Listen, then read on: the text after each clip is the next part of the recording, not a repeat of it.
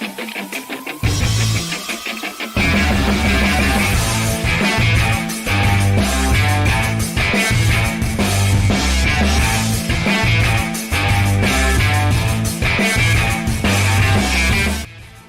is up, RotoGrinders? 2 hours nonstop MLB DFS conversation starts right now on a movie Monday. 9 games for baseball. At least that's what we're expecting. That's what we have as far as scheduled for the slate. However, I did drop the chief meteorologist Kevin Roth. I dropped his report into the chat there on the YouTube. What's up, YouTube? Hit that like button. Do subscribe. Do turn on those notifications. Hit all the buttons. Hit all the things. And you're encouraged, as always, more so than typical, I guess I should say, to hit those buttons because Spidey is lurking. TJ is producing, which means Spidey is lurking, which means Spidey bombs are abound. Every 25, every 50, whatever TJ and Spidey agree upon, we're going to have a Spidey bomb being dropping at some point throughout the show. Just keep hitting that like button, keep smashing it, hit all the things, hit all the buttons.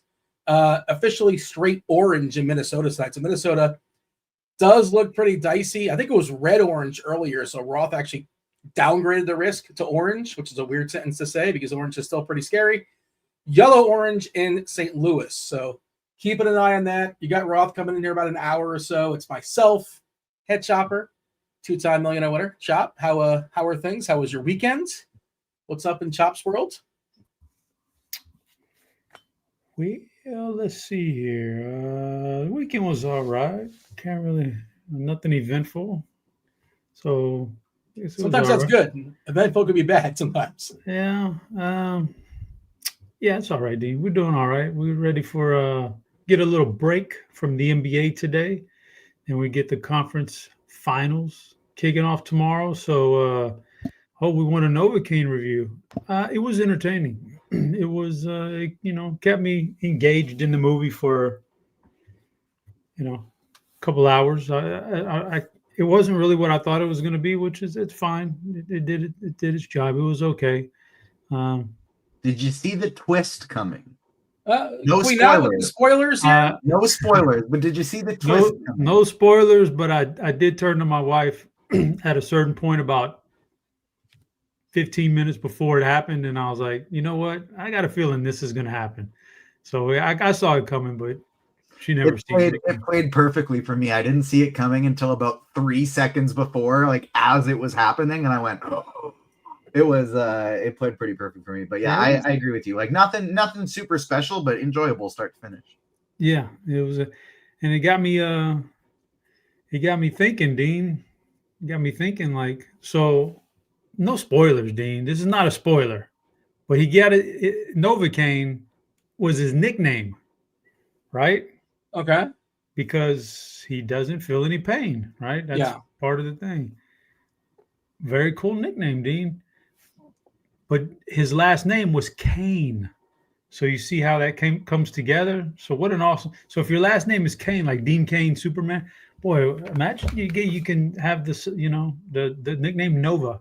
You're just Nova because you're Novocaine. That'd be Matt Cain. Cool. Remember Matt Cain back in the day? Oh, well, just the great San Fran pitcher, man. Yeah. He was great until he wasn't. He was really good for a period, and then he was terrible. Everybody is, Dean. So, that movie was good.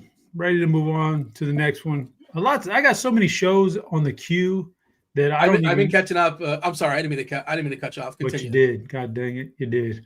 I know. Well, I got excited.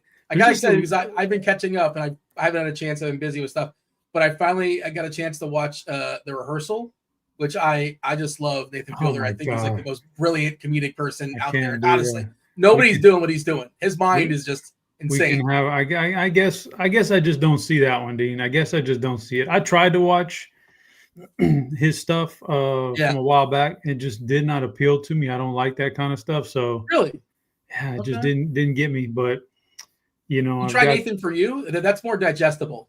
Nathan For You it's on Max. It was on Comedy Central. You might like that more. It's much easier to watch. We'll see. I just him in general also just doesn't appeal to me. But oh man, Chop. Yeah, I don't know. Just dropping the power rankings. Then I am trying to finish up. No spoilers, guys, but I'm going to watch my season finale of Raising Kanan tonight. I know you're not into that kind of stuff, but That's one of the spinoffs of the Star Show. Yep. One of the spinoffs. I do want to say also this: very, very few people will get this, but Lou Thomas is such a well-dressed guy. I love his jacket, man. I want to get one of them Lou Thomas. If anybody ever wants to give me a birthday gift, Lou Thomas jacket. Awesome stuff, man. I like the way it's just a cool character. Give me like your measurements? Extra large. Let's put it like that. Otherwise, Dean, we're doing good, just hanging in there. It's a Monday, trying to grind through it all. Tore off some Astros trivia for you today, in case you want to take a shot at it. It's easy stuff, Dean. It's easy stuff today. Is it? Yeah, okay. It's easy stuff. I got you 2 of them because one you weren't here for. Do I have a lifeline? Can I call in TJ if I need some help? This one was the easy one. This is the easy one, Dean. We'll give you the easy one first. This is a layup. This is to get you up and get your confidence sky high for number 2. In 2022, World Series champions, shout out to the Astros, only one MLB player had 30 home runs and 25 steals. Can you name the Astros speed and power threat that did it? It had to be, did Altuve get the 30? Or was it Correa? Or was it Springer? It's one of those 3. 2022, Astros were the World Series champs, Dean. Think back. Altuve, Correa, or Springer? Jordan hit the big home run to dead center field in Game 6 against the Phillies. Could have been Tucker. Was Tucker on that team? Tucker was on that team, right? Tucker was an all-star by then, yeah. Is Tucker the answer? Tucker's the answer. Springer's long gone. Correa's long gone by then. So, yeah. Bad job, man. Well, that was the easy roundabout. I took the scenic route, but I got there. 2000. You were off in your years. 2022 is very recent. In 2019, what pitching pair? Oh man, you'll get this one. 2019. Now remember, you got to put the years with the World Series so you're in context with the roster, Dean. 2019, the Astros. I'm giving you some context here. It's the year they had that awesome team, just a great team, and they got to the World Series, and they were just massive favorites against Soto and Strasburg and Scherzer, and they just couldn't beat Strasburg or Scherzer in 4 games. So they lost in 7 in the World Series. Just an awesome, awesome lineup. That team was great. One of the best teams that never won a World Series right there. Think about that context there. Okay. 2019, what pitching pair both threw for over 300 strikeouts? A pair of pitchers on the same staff that threw for over 300 strikeouts. Who were they? This is the Astros? Well, it doesn't say Astros, but I've kind of given you a clue there. Thinking about the Astros in the World Series. Verlander? Pair. What pair? Well, Verlander's 1, right? Yep. You forget this guy even exists anymore, but was Garrett Cole on that team? Garrett Cole was on. Garrett Cole was that was a dynamic pitching duo right there. And they did throw for 300 strikeouts, and they Rendon homer got him. That was the one. I remember him. He used to play baseball, right? I remember that. They're still debating whether or not they should take out Greinke or not. Greinke. He was pitching the gym through 6 and oof. Yeah. All right. Well, I'm gonna give you 2 of 2 today, Dan. I'm gonna give you 2 for 2. Good job. Yeah, I should just stop playing because I'm never gonna top that. Those weren't that hard though. That was easy, but that's like Celebrity Jeopardy style questions. Those are pretty easy. All right, we got an hour until crunch time comes in. About 2 hours until the Dave Potts, Cheese is Good, Erik Beimfohr. We also have Kevin Roth, Chief Meteorologist Roth coming in. So plenty of time to talk about the slate. Again, currently 9 games, might get knocked down to 8. Going to keep an eye on that. If it doesn't get canceled for us, Roth will give you the update and let you know what to do soon enough. Speaking of movies, it is a movie Monday. So let's go ahead and drop that first clue for the people. Get yourself a week free of RotoGrinders Premium. Be the first person to tell me what movie I'm talking about with the clues that are scrolling on the bottom of the screen. TJ is going to drop it in 3, 2, 1. Clue number 1 is Rabbit. Rabbit is clue number 1, Chop. Where do you answer this? Discord channel, rotogrinders.com/Discord, live stream chat channel. It is a free channel. Some of the Discord channels are premium. Some are not. This is a free channel. If you guess in YouTube, does not count. Only 1 guess per clue drop every 10 minutes or so. We will drop a clue. Well, I see producer TJ also had our answer as well, Garrett Cole and Verlander. So TJ was a a sufficient lifeline if necessary. All right. 9-gamer tonight here, Chopper. How we feeling? Give me the screenshot as far as the slate. We have a game in Coors. We have a lot of like pretty good offenses. Obviously Philadelphia in Coors, locked in for 9. They are facing a lefty. Their 2 best hitters are left-handed, but Freeland's not dominant versus lefties. No one up just yet. Robbie Ray has been pretty good of late. We're still kind of waiting for that weird game where he gets burned by all his walks. But he's facing a terrible team in the Royals. The Royals have been horrendous. I know they they bumped up one of their top prospects, not all the way to the majors, but the AAA. So keep an eye on that. But as of right now, this Royals team, it's Bobby Witt, a bunch of dudes. There's Sal Perez as well. Tough ballpark, but it's hard to love it. Dodgers are basically back, right? Because Teoscar Hernandez is back. Thank God James Outman is gone. I'm sure he's a nice guy, but good Lord, he's cost me, 2K. He's got all his power. He had 25 homers 3 years ago, whatever it was. Man, has he been horrendous. He was demoted, and we're also expecting Tommy Edman back tonight. So Teoscar and Tommy Edman. So we should have a really, really good Dodger lineup. And not that Brandon Pfaadt is like a pushover, but their team total is 5.5. The Athletics have a 5.5 team total against Jose Soriano. He's just tough to stack against because he gets so many ground balls. It's really crazy the amount of ground balls he gets. You want to throw fly ball hitters at him. Of course, the Angels have one of the worst bullpens in the league, which is of note as well. Bubic is taking a step forward this year. And again, good ballpark there in San Fran. Should be a bit of a pitcher's duel. Christopher Sanchez, possibly, arguably, if you want to say he is. I'm not gonna yell at you. The best actual pitcher on the slate. Of course, he's in the worst environment, but he's facing arguably the worst offense. So we'll have that conversation. And it's baked into the price. 8K is pretty tempting on DK especially. Sonny Gray, possible some weather issues, but if that game goes, he looks pretty good. Same deal with Bailey Ober. By the way, rookie mistake on your part, Chop. I saw you wrote up Ober in the expert survey. Come on, man. You got to look at the weather first. Now you might. I don't know if you're gonna have time to give a rewrite, but you got to know better. You got to know better, man. You see orange, you can't write up orange. You can't do that. You mistaken me for somebody who's actually gonna go back in there and rewrite. I'll something circle else. back. If it goes astray, it goes astray. I'm giving you my best play of the night. I can't judge the weather at 11 a.m. in the morning. I can't. Well, actually, we have Kevin Roth, whose article's out before Kevin Roth. Kevin Roth knows that 6 hours from now is bound to be a lot different. Yeah, Roth this morning actually had it red orange. So yeah, I didn't even rank hitters there. I'm not even sweating on that one. Now the survey, I might have to go back and do some work, but I'm not even. Yeah, I'm not worried about that. I'm more worried about let's see, we got Bobby Gomes in chat. I don't know, something about the Astros cheating. I don't know what Gomes is talking about. Have you heard anything about that? Is that I don't know what Gomes is talking about anymore. I mean, haven't we put all that to rest with the Yankees and the whole Apple Watches and the Red Sox were the original? Is there a statute of limitations where just now we can't talk about it anymore? Gomes.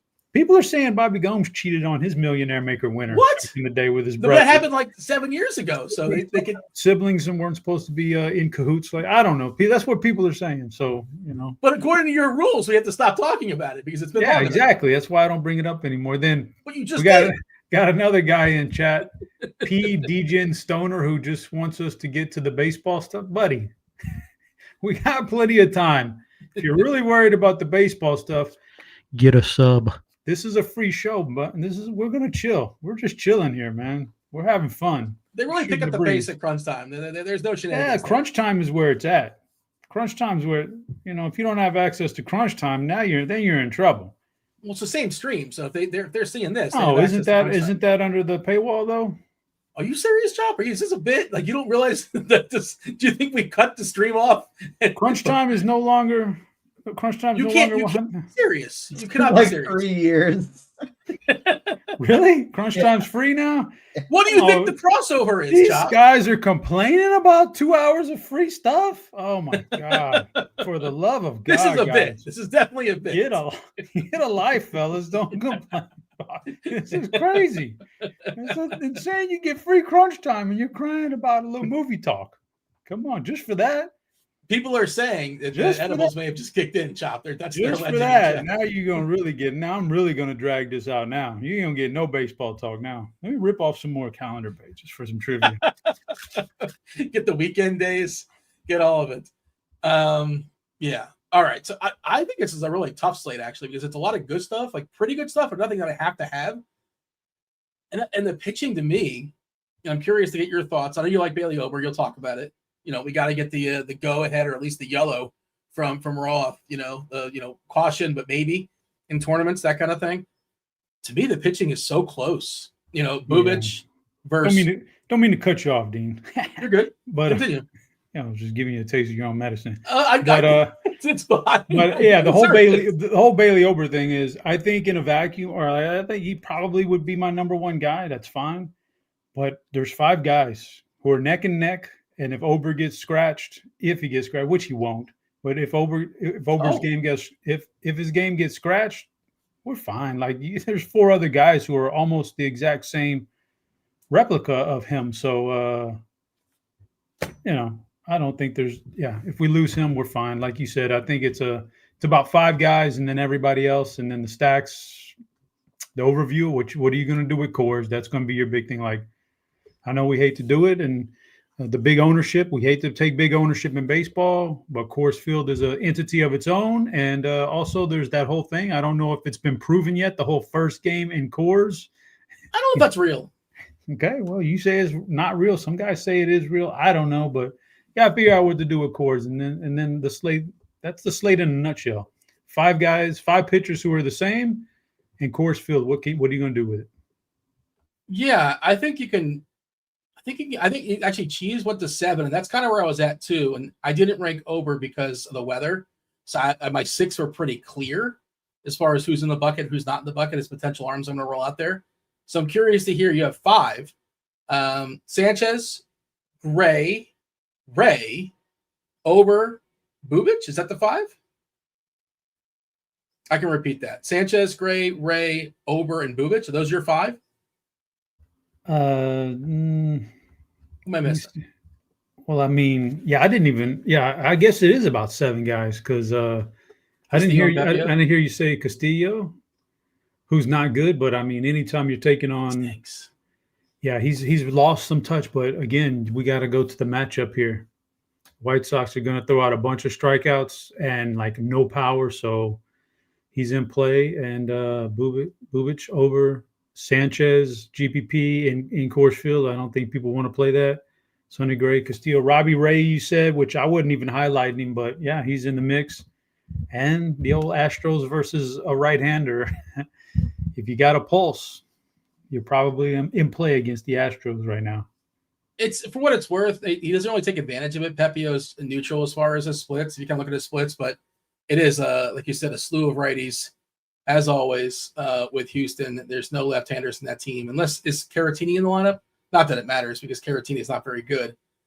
We did get the first Spidey bomb, by the way. The first Spidey bomb is Isaac Paredes. I like that, D. You know why I like that?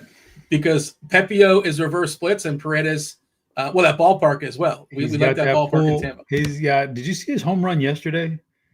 I didn't see it, but I bet it was down. I bet it was down the left field line. He is, yes. Like if you could just, and it was in Texas, so it wasn't a Houston home run, which he's going to hit a lot in Houston because of the Crawford boxes. But that one, I think it was in the spot in Texas, in Arlington. It was the spot where it's just that one spot where it's 334 or something really small, and he hit it 335. This is what he does. He's got the pull power just over the fence. So yeah, I think that's a good call for tonight. Pull power just over this fence. Yeah, and again against the pitcher, like it's a righty pitcher, but it's not with a dominant split. So it's essentially, he doesn't necessarily have the platoon. I think it's a good call and pretty good number there as well.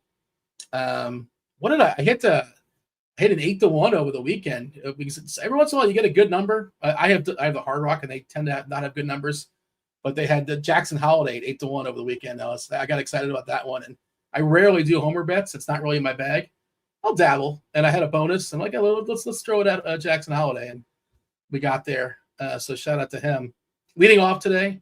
Oh, we also, we have today? We have a couple openers. That's becoming more of a thing. So Detroit's rolling out a lefty opener, Gunther, with Nootbaar leading off and Donovan in the 3-hole. And Milwaukee's got a lefty opener as well. So obviously you could still play Holiday and Gunner, but they're losing the platoon from the start. Priester's going to follow, not afraid of him. Motero's going to follow for Detroit. Not afraid of him if we get the all go as far as weather. But just wanted to note a couple openers today, which has been I feel like that's what Tampa essentially created that, and some teams caught on, and I think it's pretty sharp to do. If this guy's going to pitch the 7th inning, might as well start him off against a couple lefties, that kind of thing. So, and slight downgrade to teams like Baltimore and St. Louis for that reason as well. Yeah, you mentioned Castillo, and he's just not been good. It's kind of over for him, I think. Maybe the ballpark there is protecting him in Seattle. If you look at Sierra, 4.62, the ERA is 3.65. Homer to fly ball, 6.5%. Now, he could just survive today again because he's facing the White Sox, and they are terrible. I don't know if he's the kind of guy that can put up the biggest score on the slate. But, this year, as far as strikeouts, it's down to 18.2% chop, 16% versus lefties. It is just 3 lefties, though, right? And it's Tice, Palacios, and Rojas. So he certainly can weasel his way, right, and put up a decent score once again. Is it just in the bucket, not in the bucket, or you have a clear cut, this is my rankings? Because I had a hard time ranking my first 6 pitchers. Sanchez, Gray, Ray, Ober, if that game goes. Bubic has been excellent, good ballpark as well. Is there a clear-cut guy amongst that? And if you want to save some salary, I'm okay with Pepio again, picking on your Astros. I really do think it's really, really close on all that stuff. No clear-cut order for me. I'll just play 2 of them, see what I can do. Again, we got Coors Field, expensive hitters all over the place.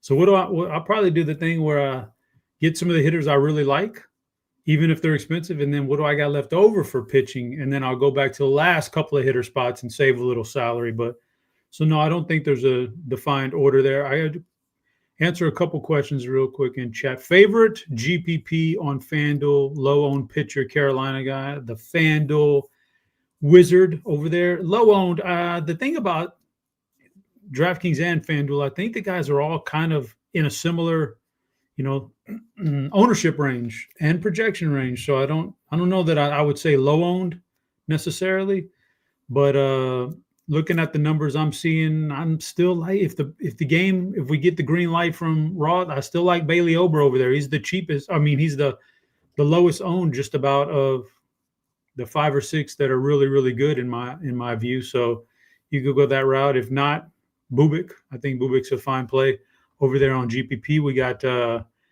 William Fritz is in chat. Is that the Willie Fritz, head coach of the University of Houston? Is he following me now? Finally, are they gonna finally get me on a Houston podcast? Man, all these people are doing podcasts. I can't even get one. How could you not get an invite? Do the people not know who you are? Are you in the comment section as Chop, right? It's crazy, man. I'm like, did you ever throw you an invite? I'm like a sports analyst here, man. The real deal. Get me on a podcast. We're Tulane. Is that the guy? For Houston, man. And then Green Wave? Yeah, Green Wave, man. But let's see here. There was another question in chat. I'm losing track of it. So shout out to Butthole in chat, a friend of the show. He's always hanging around doing his thing. So yeah, guys, appreciate you hanging out with us. Butthole gave his super secret stack of the day. We're gonna do stacks in a second with tiers and all that. Don't tell anybody, just keep it between us. He likes the Phillies as a super secret stack of the day, Chop. So Butto is doing his bit once again. Let's go ahead and drop that second clue. That second clue for Movie Monday. The first clue was rabbit. I did see somebody guessing 3 times rapid fire. Just to be clear, 1 guess per clue drop. You can MME in DFS. You cannot MME in Movie Monday. It is not Gangs of New York. You guessed Donnie Darko, which is a good guess, but it's not Donnie Darko. The second clue would be explosion. Rabbit, explosion. It's not Rain Man or Arthur or Fatal Attraction or Radio or Jojo Rabbit or Magic Mike, one of Chop's favorites. All right. Anything else of note as far as pitchers that we should kind of bring home here? I think, again, it's pretty clear. Like these 7 names, yes. Everybody else, I'm not playing. Just don't see it necessary. I'm not making a ton of lineups. I don't think you are either. Is there anybody else in the rest of the bucket? You mentioned Robbie Ray. We should kind of focus on a little bit. He's 10% ownership is what I saw on FanDuel. He's kind of a little bit of an overspend if you look at him compared to the other guys. They're all kind of similarly priced, but it's the old, Dave Potts, GPPs rule. If he's not going to be owned, maybe you're supposed to roster him. Maybe get over the field as far as just 10%. That's FanDuel. That's a little bit different, obviously.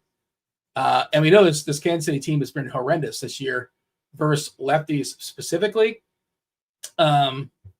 So, and the other part of it, of course, is Robbie Ray. He's not pitching against the other team. He's pitching against himself. But I do like Ray a little bit today if we're going to get him low owned. On DK, for what it's worth, let me give it a refresh and see where we're at as far as ownership there. And I think I just lost it for a second. Okay, now it's back. Let's see. Let's just kind of give the rundown. Yeah, we're kind of throwing our hands up here a little bit too. Sanchez 30%, which doesn't make sense in theory. A game in Colorado. Well, but he's cheaper and he's facing the Rockies who stink, and he's the best pitcher. Colorado, you don't see very many pitchers 30% in Colorado, even with those correct circumstances you're talking about. That's a weird number. I don't know. Who am I to judge the ownership projections team, who is usually pretty spot on? But every once in a while, you'll get a weird thing. So maybe this is one of those weird things, but. Yeah, but I'm with you on Robbie Ray. If he's going to be low owned in this matchup, the only thing about KC is inept as they are at scoring runs, they're also pretty good about not striking out. Now we get a lefty, but Robbie Ray again, like you said, slate high walk percentage. That's the thing you always got to be careful with. That is the walk. So. But yeah, I think that's certainly one of the guys in play. But again, you're also being hamstrung on DraftKings because he's the most expensive guy by a pretty wide margin. So I don't know. It's a tough. Which subdues the ownership. We got him at 13% over there. So, I think it's worth it if that's where he's going to come out. And we don't know. We'll the closer we get the lock, the more refined that number gets. Bubic at 12% on the other side. Gray 27, Ober 26. Now, if Ober gets washed out, these numbers, of course, are going to go up. Like that 26% has to go somewhere. Castillo 25, Pepio at 15. By the way, you did mention Ray. There is one player that has a higher walk rate, Quinn Priester. You're not rostering him. Not the but he's got a 14.2%. Ray's got a 12.4%. Both unacceptable. But at least Ray's got the second highest K rate at 26.3%. Well, it depends on what time frame you're going after, Dean. So I'm using just this year. Have you stretched it back? I went back to year? 2024 through this year. Yeah, but same thing. Yeah, I don't disagree with that, but I've kind of moved on to just this year, unless something like dramatically changed, that kind of thing. Oh, this is your time now. You feel like 2 months get enough. 2 months is the check it off the list. Let's get rid of 24 and move on to 25 now. 2 months is your groundwork. I think so. Is that not? Okay. I wonder if that's where chat's at, or that's where like TJ's at. Wow, this is kind of where I'm at. That'll always be like a never-ending debate as far as statisticians, I guess, in MLB. What it like? I've been starting to use current season on lineup HQ as opposed to both now. Do we just become best friends, TJ? I think we did. Shit, TJ and Dean. How do you feel about John Stamos or Velociraptors? All right. Anything else as far as pitchers, or shall we talk about our tiers? Tiers sound good. Taking a peek at the, let's see, the live stream chat. I have seen Space Jam, by the way. I think I lost a bet and I had to watch Space Jam. I see TJ trashing me about Space Jam in the chat. It's not Hot Fuzz or Fatal Attraction or Miss March. Should I know what Miss March is? What's Miss March? I'm not sure if I know what that is. And it's not Con Air or 30 Minutes or Less. It was Jerry Maguire last week. That could be amazing if I repeated that. It's not Jerry Maguire either. But you get yourself a week free of RT Premium, football, baseball, basketball, hockey, MMA, PGA. You can go ahead and buy it. It's like if you're just playing baseball a la carte. You get everything else for free. If you commit to 6 months, as opposed to going month by month by month by month, you check out the link in the description. You get 35% off all the sports. I should say WNBA as well is included. Now, if you want it'll be weird if you're watching this show and you don't want baseball content, but you want just WNBA stuff. We have that as well. We have straight just WNBA content, a la carte. That's what you want. Or you get all the sports. You package it together: football, baseball, basketball, hockey, MMA, PGA, LOL, MMA, WNBA, NASCAR. NASCAR is a la carte. NASCAR is by itself. You got to hit Stevie up for that on RotoGrinders. Okay, let's talk about our tiers. What do you got? We do have a pitcher question in chat from Dylan King, and I will say I don't actually think you guys. I'm only playing 5 pitchers today, and I don't actually think you mentioned 2 of the pitchers in my pool.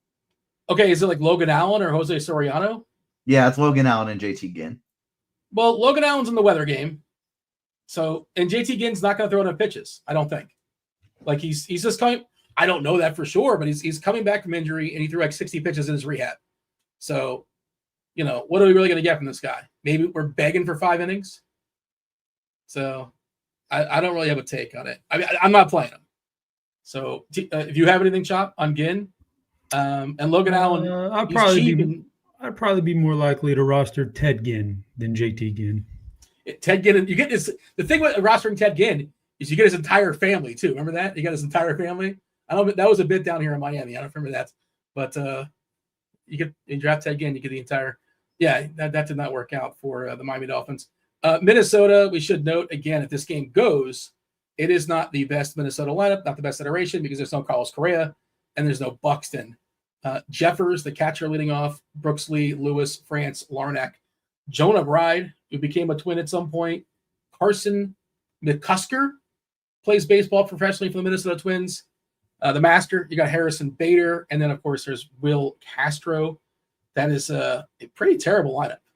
So I guess if that game is clean, you can throw Allen in the large field stuff, the large field bucket, because that Minnesota lineup is not good.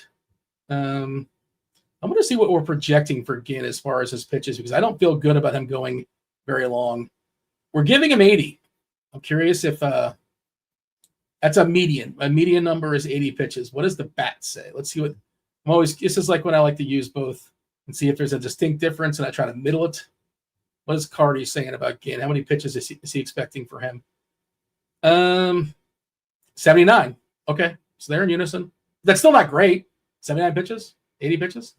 Okay, fair enough. He's cheap, I guess. I hate the ballpark as well. You know what is great though? What is, TJ?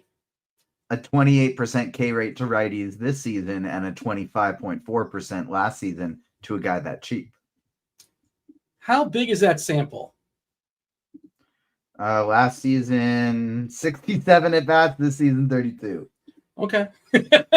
Just, that's, I'm not saying it's not sustainable. I don't know. I like to find those are all things that I will use in my favor when the pitcher is cheap, and I will use against my I'll be on the opposite side when the pitcher is expensive. Yeah, I mean, it's the old, this coach is so good, he'll win with this team or win the other team, that kind of thing. You can play both sides of that argument if you want. I do not believe we have a winner today for Movie Monday. You may want to give your camera a little smack. You went into blurry mode.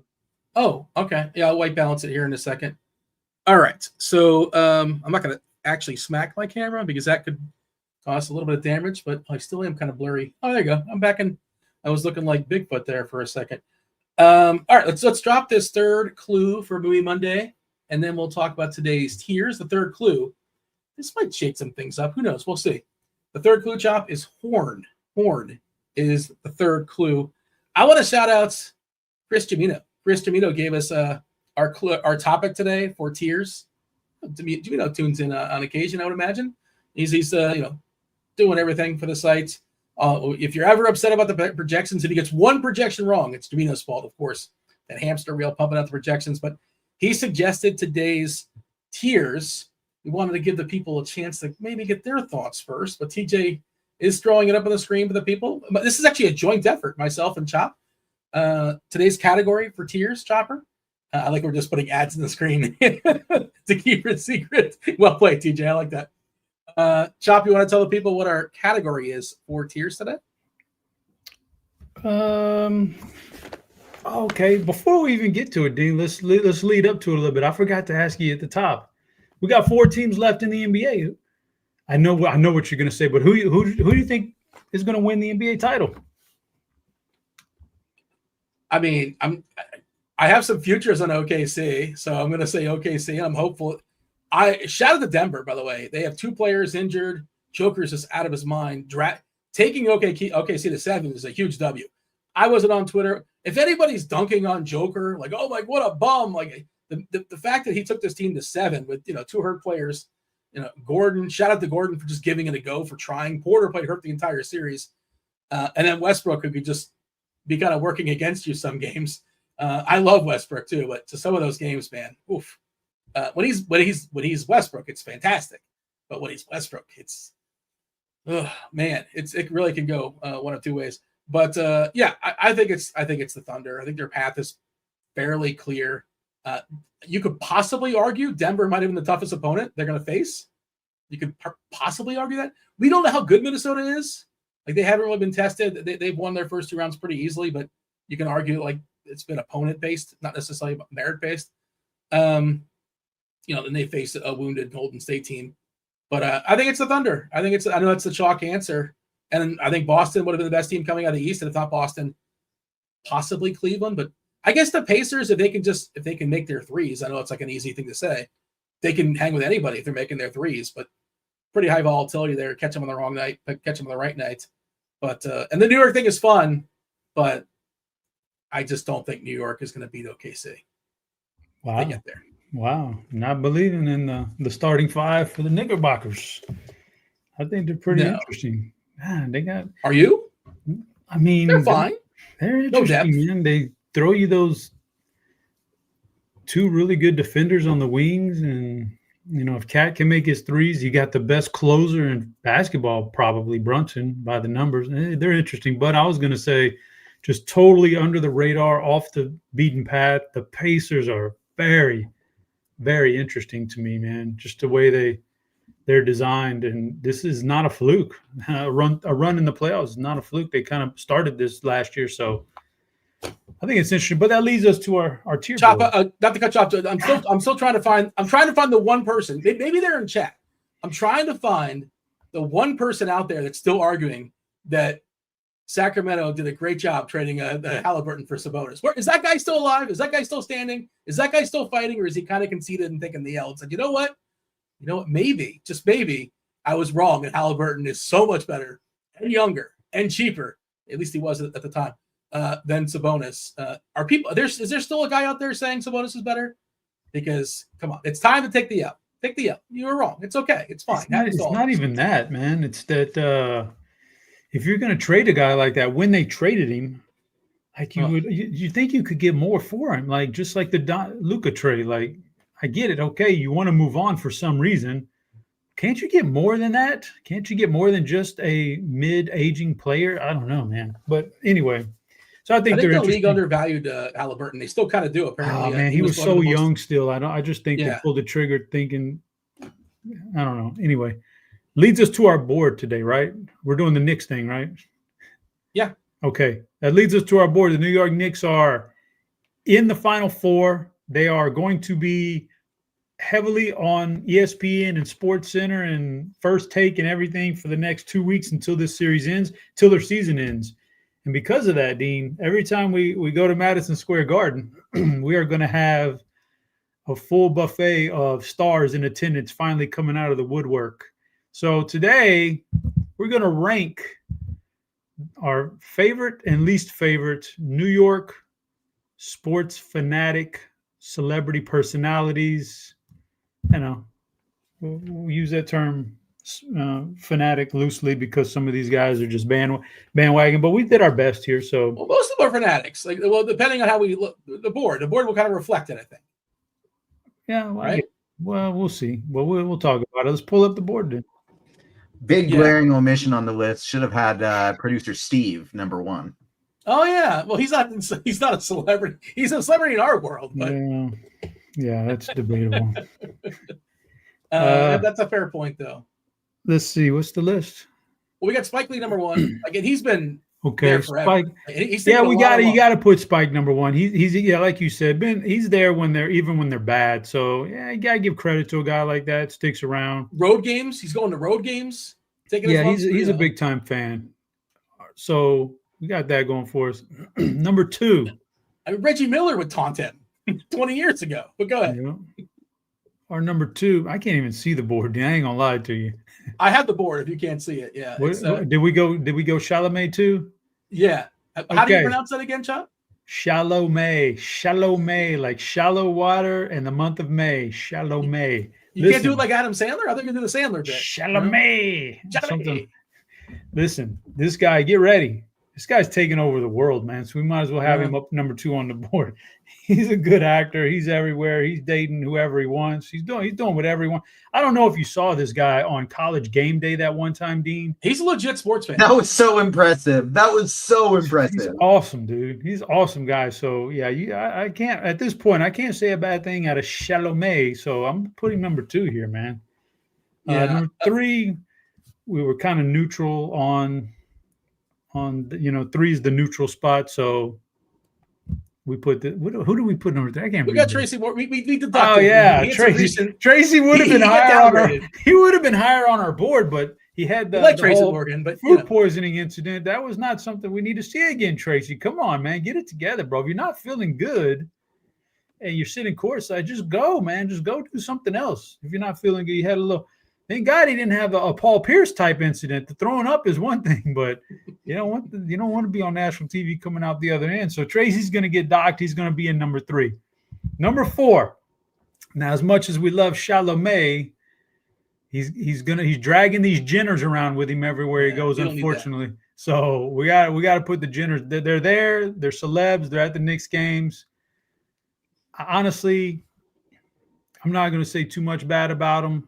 But obviously they built their whole aura, mystique, their empire is based on the one sister from a long time ago who did the sex tape. Like it's not what? I gotta Google. Is that for real? Or are you making that up? Are you serious? How do you think Kim Kardashian came into the national eye, man? It wasn't because she's particularly skilled in anything. I don't know. So I'm not a big fan of the Jenners or the Kardashians or any of that. So we'll put them at number 4. The only reason they're not number 5 is because, buddy, Stephen A., he couldn't even name the Knicks starting 5 right now if you really pressured him to. And he's going to act like he's a fake fan. Like I just think he's a fake broadcaster too, man. This guy has like oh man, I want to say the other day right before Game 7 OKC Denver, he was sitting there calling Jalen Williams like Jalen Smith or something. Like he completely butchered his name, a completely different person. He has no idea. So we're putting Stephen A. number 5. I've had enough of Stephen A., man. Apologies to Ben Stiller, Larry David, and Chris Rock. I wanted to put them somewhere positive on the board, but there's only so many spaces, and of course you can't put them near the bottom. But those are all super fans as well: Stiller, David, and Chris Rock. All right, let's drop this 4th clue for the people. What do you got, TJ? Ben Stiller would still be my number 2 over Timmy for me. I think Timothy hasn't gotten to that level of Knicks fandom yet, although he's close. Ben Stiller was presenting at award shows while watching the Knicks on his phone. Well, he was tweeting about he was tweeting about the Knicks at the Oscars. Yeah, exactly. Yeah. He's in every single game. He's I love how he's among the fans. He's interacting with all the Knicks fans on Twitter. He's, I guess, though, Timothy Chalamet just skipped, like, the Mets, I'm pretty sure it was, to watch the Knicks game on, like, a little iPad at a buddy's house or something like that. So maybe he should be. I feel like they're cut from the same cloth, though. All right. If we can buy stock in Chalamet, I think we're buying stock, not just as a Knicks fan, but just in general. It seems like he's on his way up. There's not many young like actors, like movie stars under the age of like 35 or 40. So we did it before, but okay, let's go ahead and let's knock out the board. Let's drop that 4th clue. Let's get going as far as throwing some teams in some tiers. The 4th clue for Movie Monday. We've got no winner just yet. Chop. It's still up for grabs. Rabbit, explosion, horn. Despite change some things, get in the Discord. Transportation is our 4th clue. 1 guess per clue drop. Get yourself a week free of RG Premium. Okay. It is not Baby Driver, but that is a good guess, Chop. Good guess. Good movie, too. Your Astros are taking on the Rays. Ryan Pepio, Colton Gordon throwing baseballs against Tampa. Your double guesses are not going to pay for you. It's no Whiplash either. Another fantastic movie. Pepio at home. 9 total. Tough ballpark here to throw baseballs. It's going to be in the 80s, I'm seeing. 88, if you want to get all specific and technical, at least at first pitch. That's pretty hot. Probably humid as well. I don't know if we have anything as far as weather edge on Tampa. Obviously, it's a new ballpark, so not a lot of data there. Where do we have the Rays and your Stros? Yeah, so I'm going Houston against Pepio in tier 4. I mean, I could be convinced of a tier 3, but the lineup just not particularly great these days without Jordan, and I don't know. Maybe I could go tier 3, but I'm putting them in tier 4 for now because that's the way I marked it. Pepio's not terrible, so I'll put them in tier 4. Tampa's the interesting one. Yeah, I'm going tier 2 with them. Colton Gordon he's intriguing as a minor league or not even a prospect, just a minor. Like I think he's a middle of the rotation guy at some point. At best, probably. Yes, at best. There's not a lot of ceiling there, but he's got the book on him is not a lot of velocity, pretty much a soft tosser, but he does counter that with and makes up for that by having a full 6 pitches at his disposal that he can throw. And so he's got his sweeper. He's left-handed, so his sweeper is his out pitch, but that's his out pitch to lefties. He's got to find something against righties at some point. He's tackled every level he's been at, so he's a middle of the rotation guy, who could be okay. He could probably do pretty good against lefties, but so I'm putting Tampa Bay in tier 2 until we get a better read on Gordon.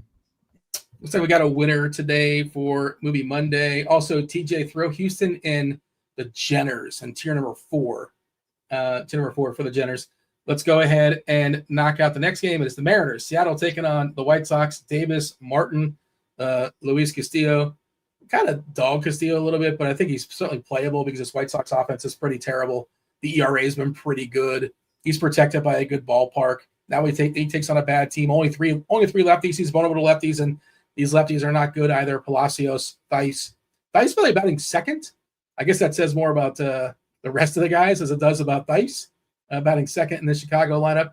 He probably wouldn't be batting second for any other team playing baseball. And Austin Slater typically starts against lefties. He's like a platoon guy. It's good against lefties, and starting him against the righty again tells you how bad this lineup is for the White Sox. Where do we have the Mariners? The Mariners, Davis Martin, certainly one of the worst pitchers on the slate, and a ballpark bump getting out of Seattle. Really cheap J-Rod, especially on FanDuel. I think if you're playing cash games, one of the first players I would put in my lineup on FanDuel, possibly DK as well. 4.7 seems a little bit too cheap. Decent shot, those 5 ABs. What do you got here, Chop? Seattle and the White Sox. Yeah, no, there's a bit of a struggle with Castillo, but man, we're talking about an implied team total of 3.3 for the White Sox. I can't mess with that. I got to go tier 5 for the White Sox. I hate to do it to you, but tier 5. Seattle's the interesting one. I'm going to put them in tier 2 because they are the ones who get the park upgrade here. And they've been very good, very successful offensively on the road. And I like the matchup. And you just talked about some of the guys in the lineup. They've got some good matchups here. So they're going tier 2 for me.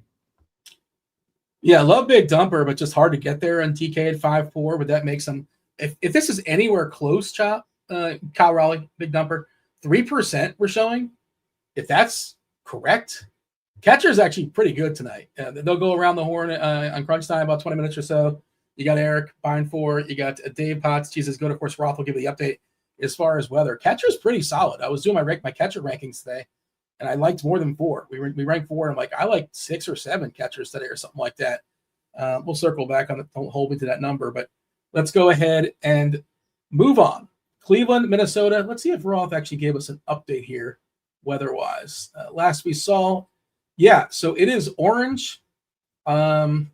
No early postponed for Minnesota, at least not yet. Roth, by the way, always goes out of his way to say Minnesota is the savviest team as far as weather stuff. I think they actually have a meteorologist on staff. So they generally do the right thing as opposed to like the Nationals who do like, how do we sell the most concessions and then cancel the game? That's the Nationals philosophy. He's got an orange. I'll drop this in chat. It's a whole big chunk to read. But again, keep an eye on it. He'll verbalize and give you more of an update as far as what's going on with the Nats. We're not the Nats, the Twins. We're going to assume this game is going to go. But again, high alert because it's orange. Orange is a scary color. Logan Allen, Bailey Ober, whatever's left in Minnesota, no Correa, no Buxton. Your thoughts as far as these offenses. Also not good weather, even if it is playable, Chop. Weather Edge is telling us to give us a refresh. Well, it's only a 3-game sample. We don't have a sample on this because it's 57 as far as the temp. Winds coming in 18 miles per hour from dead center field, 41 to do. It's just a 3-game sample, and no homer's ever been hit in this weather. It's minus 100% as far as homers. It's just, again, 3 games. You won't get you literally won't get a home run tonight. It's impossible to hit a home run tonight. Wouldn't phrase it that way. That's what the Weather Edge is telling me, Dean. Impossible. Never been done before. Look, I'm putting Minnesota in tier 3. More so because it's the stag game. So what is a stag, Dean? It could 2 or 3 guys. Is that technically a stack? Technically. There's a couple guys in this Minnesota lineup I could stack. I could play in the same lineup. So I'm going to put them in tier 3 just for that. Specifically, I actually don't know if they made the lineup.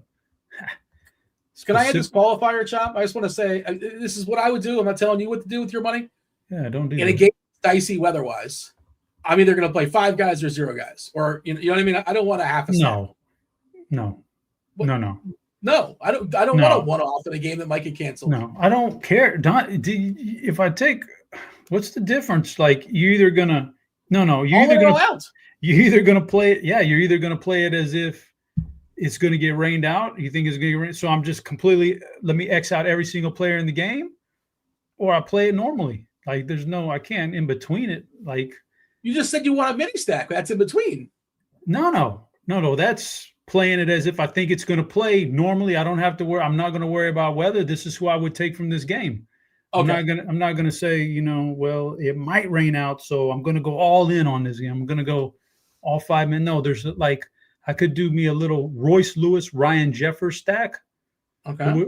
Who was that was a candidate for the knockers later on. Obviously, I'm not going to play that, but like a little mini stack like that. Even if you need some savings, I could do something with one of those guys plus Ty France. I kind of like. I don't know. Those are matchups I've identified I kind of like against Logan Allen. So I'm going to put them in tier 3 for that. So Cleveland to me is a tier 5. I already said I like Ober. Plus the weather going on here, everything about it. I'm putting Cleveland down into not really a particularly good offense this year. They're going tier 5.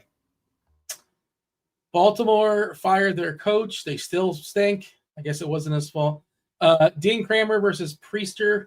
Priester not very good. There is a lefty opener. Just one inning, I suppose, here. Again, a couple lefties up top. Holiday leading off. He's been good of late. Gunnar Henderson. Really cheap on FanDuel, 3-1 or 3-2. It's a really good price. And Kramer is another guy I think is worth picking on. 8.5 is a total, kind of a coin toss according to Vegas. Where we throw in the Brew Crew and the O's. Let me pull it up for you. I was busy looking for something. Brew Crew. Baltimore against Quinn Priester. I got to put them in tier 3, Dean. I'm going to put them in tier 3. I think there's some good pieces in that lineup, similar to Minnesota. Just don't know if I want to go all in on it. I also think Jackson Holiday, based on everything I've seen today, probably going to be a fairly chalky guy. So that kind of bumps the whole thing down a little bit. As far as Milwaukee going against Dean Kramer, tier 3 also. 2 tier 3s here for me. I think Milwaukee's an okay lineup. It's a pretty solid matchup, but there's nothing. I kind of like the lefties in this lineup for Milwaukee, but that's about it. Kramer on the season, by the way, a lot of homers, 1.79 home runs. A lot of fly balls. That's with a 14% homer fly ball, not necessarily a crazy number. Of course, we talked about how that ballpark has been better for homers when they're bringing in left field. I think it's the top 2, top 3 last I checked on Savant as far as yielding homers this season in comparison to every other ballpark in the league. So just of note, Priester, he does have a skill. He can't get ground balls. That is his one big skill. Not really going to strike people out. Of course, he walks 14%. which is that is way too high. That is too high. Okay, Detroit, St. Louis, Sonny Gray against Montero, against Sean Gunther, a left-hander starting off for Detroit. What will be the opener? Where do you have Tigers, Cardinals? Has this changed as far as weather as well? This is straight yellow. Roth basically thinks that if anything happens, it's going to happen like the 8th or 9th inning. I was thinking earlier in the day we could get one of those sneaky CGSOs if this game goes like 5 or 6 or 7 innings, and you got to think even the umpire, the teams are aware, hey, but we're up against it as far as the weather. We got to beat the rain, so let's expand the strike zone a little bit. I don't know if that appears to be the case because Roth is telling us maybe around the 8th inning, maybe 9th inning, we might have some trouble, but by then, who cares as far as the starting pitchers? Tigers, Cardinals, what do you got? Again, Detroit against Sonny Gray is going to be a tier 4 for me. Sonny's still a pretty decent pitcher, good enough. And the Tigers offense, while it's improved this year and some of these guys are taking strides forward in their development, still not something I need to go out of my way to stack. And then St. Louis, I got them in tier 3. Again, similar to some of the teams we talked about. There are some pieces in that lineup I like tonight. Some more finalists for the knockers. Knockers? Yeah. So I don't want to give too much away because I'm still waiting on lineups to see exactly who the 2 are going to be. But I do like some pieces of the St. Louis lineup, so I'm putting them in tier 3. We did get the Athletics. No Angels just yet. No Diamondbacks. No Dodgers. Everything else we got. We did get a winner for a movie Monday, but let's go ahead and drop the 5th clue for those that are still playing out the string. We also have Spidey Bomb scrolling as well. Spidey Bomb number 1 was Isaac Paredes. Lawrence Butler number 2 at plus 525. He is leading off for the Athletics. Once we get 300 likes, Spidey and TJ will drop that. Is the movie Speed? Yeah. Did you see the last clue? The last clue is 50. 50 is the last clue. I did not see the last clue, but I was just catching up on transportation. Yeah, that's a big one. That's helpful for sure. Let's get the rundown. Let's do it right now. We have 4 more games. We got crunch time coming in 10, 15 minutes or so. But since you guessed it, and Big Z got it to tick it down there in Discord, I think that's a repeat winner. So shout out to Big Z. TJ juiced you up with some RG Premium. You get a week free of RG Premium, or you get a week free of Scores and Odds Dealer's Choice. Rabbit was the first clue, Chop. Now, the first clue is never actually perfect, but it does make sense because Speed stars 3 people, I guess 2 people, and the third actor, Jeff Daniels, or Dennis Hopper, Rabbit. He is the villain in this movie. Spoiler alert. He might as well throw those first clues away, man. What do you mean? Dennis Hopper. What do rabbits do? Rabbits hop. I don't actually hate that one, especially considering it's a double entendre. Rabbits are speedy. Look at that. I think that one's. I usually hate the first clues, but I think that one's somewhat okay. There are several explosions in this movie, but like the big hook in this movie, of course, if the bus goes 50 miles per hour and then drops under 50 miles per hour, an explosion will go off. So explosion's the second clue. And since TJ likes the double entendre so much, I did it twice. Horn, how about this, Chop? You ready for this? Horn is a reference to 2 things. Sandra Bullock. Bulls have horns. Bullock, bull. But the even better part of that, we'll get to transportation in a second, but what does a bus have? What does a car have? What does every vehicle have? A horn. Yeah. There you go. Also, it's a third entendre, Dean. What else? The great Joe Horn was an extra in the movie. He's on the bus. If you look closely, the great Joe, wide receiver for the New Orleans Saints, Joe Horn is an extra on the bus during the movie. I don't think that's true. The 4th clue was transportation. Of course, they took a bus. Half the movie at least takes place on a bus. And then 50 is just telling you. 50 is that's the miles per hour they had to keep it. The bus at. Otherwise, the bus would blow up if they went at 49 miles. Once you exceed 50 miles per hour, you have to stay at 50 miles per hour. I don't know how they pulled that off, by the way, in Los Angeles. That seems outrageous. That's the most implausible part of that story. Also, maybe the jump. Remember the jump they took? There's no chance they would have made that jump. That's absolutely absurd. By the way, shout out to the Dre, Andre in the chat. Long time no see. Hope all is well in your world. I see Tim hanging out too. Tim did some producing this past weekend. I believe he survived. We're still on air. So shout out to Tim. producer in the bullpen. Shout out to everybody else hanging out in chat. Do hit that like button, do subscribe, do turn on those notifications. And once we get to 100 likes, you have a third Spidey Bomb, which will be scrolling momentarily. Okay, 4 more games. Let's knock them out. Let's do it. Hey, there's a game in Coors Field tonight. Philadelphia's got a 6 total. They're locked in for 9 versus Kyle Freeland. Turner, Harper, Schwarber, Castellanos, Baum, Remuto, Sosa, Weston, Willis, and Johan Rojas against the lefty. Sanchez, one of the more popular pitchers, taking the bump. They're minus 245. Probably the best pitcher. Again, they're in Coors, so it's a little bit tougher, but these guys also kind of stink collectively. Tovar's back, and he's still pretty cheap in the 2-hole. Where do we have the Rockies and the Phillies? Colorado is going tier 4 for me. They just get a touch of a bump up to 4 instead of tier 5 because Sanchez, we've been talking about, probably a little ownership there in Coors Field. I don't like that. So I'll give Colorado tier 4. Philly's going to be my first tier 1 team. I know they're, chalky as all heck. The most chalkiest stack of the night, no doubt about it. Some of the most chalkiest players, but we're in Coors Field. It's a fair hitting weather. It's fine. There's nothing bad about it. It's not great, but it's not bad. It's against a lefty who's a soft tosser and just doesn't strike guys out. And I don't know, man. They've got to be in play. I don't like that there's a lot of lefty on lefty here, but I kind of also don't think it matters in this matchup. So, but I will be have a little extra attention to the right-handers, but right-handed bats. But the whole lineup is fine here. They got to be a tier 1.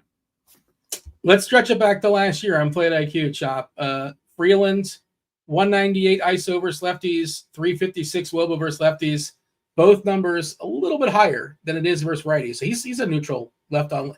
Yeah, and those guys hit like that lefties anyway. So if anything, I kind of like it if that sort of pushes ownership down. I'm not saying it will, but if people are afraid of Harper or Schwarber left on left, like I don't think he should be. And that bullpen is full of bad righties. So yeah, I don't care. But I hear what you're saying. If anything, the ownership might be a little bit too high, and especially the stuff I play, the single entry stuff, people just want the best things, and they're afraid they're going to miss out. Royals, Giants, 7.5 is the total. We have Philadelphia all by themselves hanging out with Spike Lee up there in the first category, the first tier. Robbie Ray, Chris Bubich, bit of a pitcher's duel. That's what we're expecting at least. 7.5 again is the total. San Fran, almost a 4-team total. Yeah, Giants, Royals, we're probably rostering pitchers here and not so much as far as the hitters. You tell me otherwise. 44, Dean, 4-4. Let's put them both in tier 4. Don't like it. Rather have pitchers here by far than the hitters. There's just not much. There's an off chance Robbie Ray doesn't have his stuff and you get him out of there early, but then you're dependent on this Kansas City offense, which is anemic as all heck. So I don't like that. San Fran, this Bubik's not bad at all. In fact, like when we compare his numbers to every other pitcher on the slate that has he's better than all of them, technically, by the number. Like if we're looking at Sierras and XFIPs and all the stuff that's supposed to take out all the other white noise, he's as good as anybody on the slate. So I don't exactly want to attack that with a middling lineup. So tier 4 for all these guys. The Robbie Ray thing, the Sierra's over 4, the ERA's at 3, the homer and the fly ball 8.9%, the left on base at 82%, the BABIP at 260.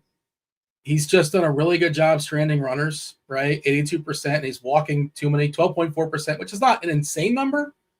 Sometimes it's higher than that, but it's one of those things, like any given time, he could just walk the bases loaded on 13 pitches.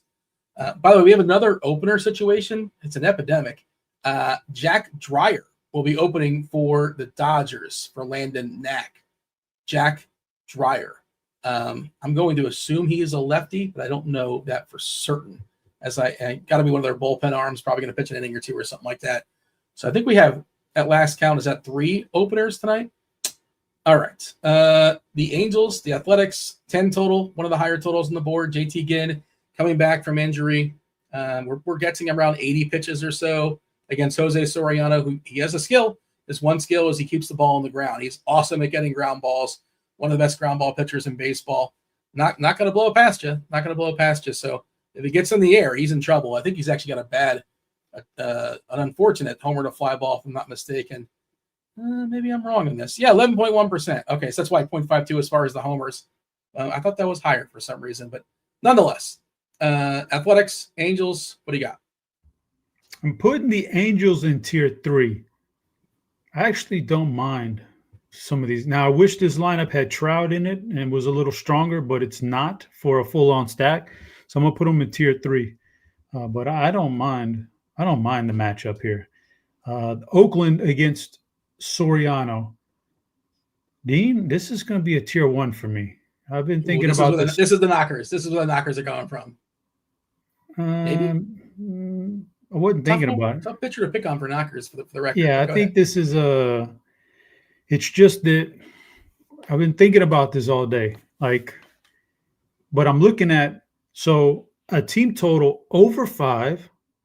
Okay. There's not that many on this slate. That's only 3 of them. There's only 2 totals ahead of them on this whole slate.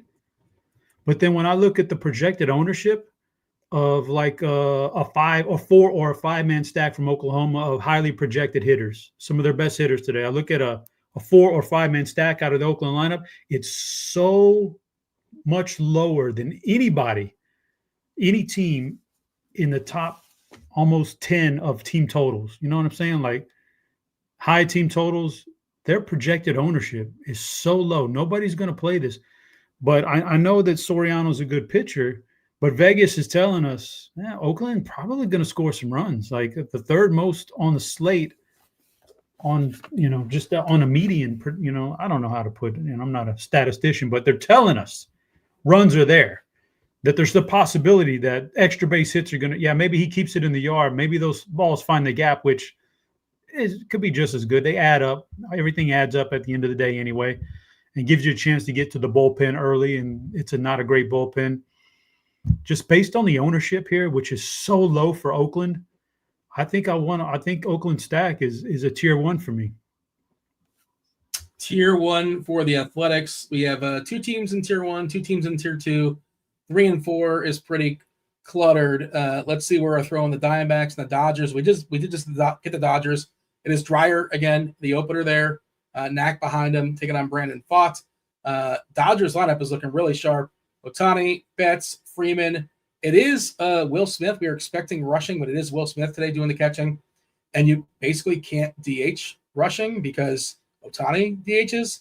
So he's essentially a backup catcher these days, unless you throw him in the outfield, which I don't think is going to happen anytime soon. Speaking of outfield, they got Teoscar Hernandez back tonight, Max Muncy, Conforto, and they got Tommy Edman back tonight. So it's 2 of the better hitters here for LA, especially Teoscar. And then Kim is batting in the 9-hole. Cheapy de jour for the old wraparound. Not even that cheap anymore, 3-1. Cheap, but he's got bumped up. He's had a lot of singles. I think he did pick on his first homer, so shout out to him for that. How about the Ducks? They're pretty good offense, too. Has not been released just yet, but we're assuming it'll be the usual suspects. Carroll, Marte, Gurriel's kind of cheap. Naylor with the he wouldn't have the platoon in the first at bat, assuming Dreyer sticks around for 4 APs, which would make sense to me. Where do you have Arizona and the Dodgers? Yeah, so the Dodgers are going to be a tier 2 team for me. I actually don't like them as much as the field, but they are the second highest team total on the board. They do have, all these really good hitters, and they're getting a little bit stronger tonight with some of the guys returning to the lineup. I can't go any lower than tier 2, so I'm going to put the Dodgers in tier 2. Arizona, I've pivoted during the show one time. This might be the second time, but I'm going to stick with it. I had Arizona tier 2 prior to the show. Now, the fact that you're going to get an opener, I hate that for my hitters, man. I don't like either. I hate that whole situation. So I want to bump them down, but I won't. I can't bump them down too much. I'm going to put Arizona into this is a very strong offense this year. They've really come on these last couple of years. They put together a good team. I don't mind the matchup. I don't like that we're going to waste in that. You only get about 4 of them a game for your hitters. Only get about 4 at bats. You're going to waste a quarter of them there, maybe potentially in the first inning with a guy who's going to come out designed to do nothing but shut down your first 3 guys. I hate that, but you got to deal with it. So I'm going to keep them in tier 2. That's the board right there, Dean. That's all of our teams. And unfortunately, I did pivot once during the show, Dean. If I didn't pivot, we would have had a symmetrical board. Well, let me do the recap here in just a second. I wonder if Arizona, I mean, if they would change knowing Dreyer is opening. Like, do they all of a sudden, they're not going to bump down Carroll, but like, would Naylor get bumped down? Would Pavin Smith get bumped down? Would he not make the lineup? Probably not. But sometimes you see teams try to counteract the opener. Again, no lineup just yet, so I suppose they could still do that. Okay.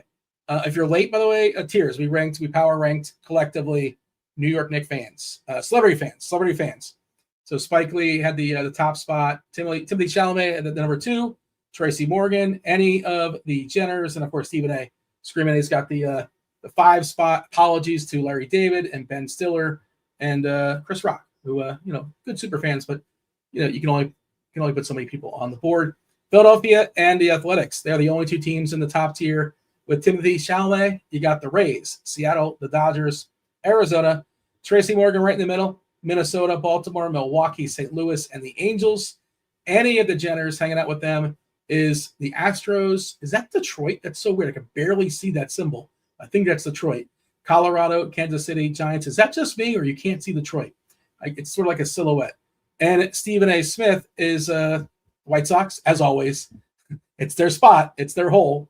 They're in the 5 hole, and you have the Guardians. Roth coming out here in just a second, as well as Dave Potts, Erik Beimfohr. I did drop the last update for Roth. He's going to verbalize it as well as far as the weather. But before we do that, Chop, we need the people at the like button to get as many Spidey bombs as possible. But even more important, just as important, we're not going to prioritize. We want the old BBP suggestion of the day, and we want the knockers, who are today's knockers. Dean. So BVP suggestion of the day. I can't just force this thing and give you guys names. Can't do it. That's not the way I'm built. So sometimes I just got to bite the bullet and tell you there's no BVP suggestion of the day. The closest thing I had, I did not like. So I'm not going to force it. I can't force it. Can't force it, Dean. Was it Hunter Renfroe? No, it wasn't no Hunter Renfroe. I wouldn't want to endorse that either. I'm just curious what it was. The closest thing. No, the closest thing I thought about endorsing that was spit out as a tier 2 play was Matt Chapman, but I can't even feel comfortable with that, so I don't want to give it out. You're a man of integrity. I like how you didn't just you wouldn't just. The machine has integrity as well. It just says, does not compute basically. No, the machine shrug emoji. The machine will tear it up for you. Yeah, but there was no tier 1s, so Chapman was a tier 2 kind of guy. Sure, but I can't give it out. I can't give that out. But so we can just move on to the knockers then, Dean, because the BVP not going to work today. So Renfroe, by the way, 3 for 33, 3 for 33 against Robbie Ray, 17 strikeouts, 3 for 33, 3 hits, 3 home runs. So this is like, did he make the lineup? I don't know. That's an I'm easy not sure. strikeout. Is that good or bad? He did. That'd be great for Robbie Ray, man. But he might homer. He might go like 1 for 3 with 2 strikeouts and a home run. He might, but that's not the way. That's not the way the algorithm works. The algorithm would tell you that's fantastic for Robbie Ray. That's some major strikeout potential for Robbie Ray. Algorithm's smarter than us, Dean. You don't know that, but believe me. No, I yield. I yield for 4 years. The AI is going to be running. In 4 years, we won't even have jobs here, Dean. There's no shows anymore. No, there's no. It's all AI, man. It's a good run. Actually, Dean. Funny enough, start your podcast. I heard the first AI podcast this weekend.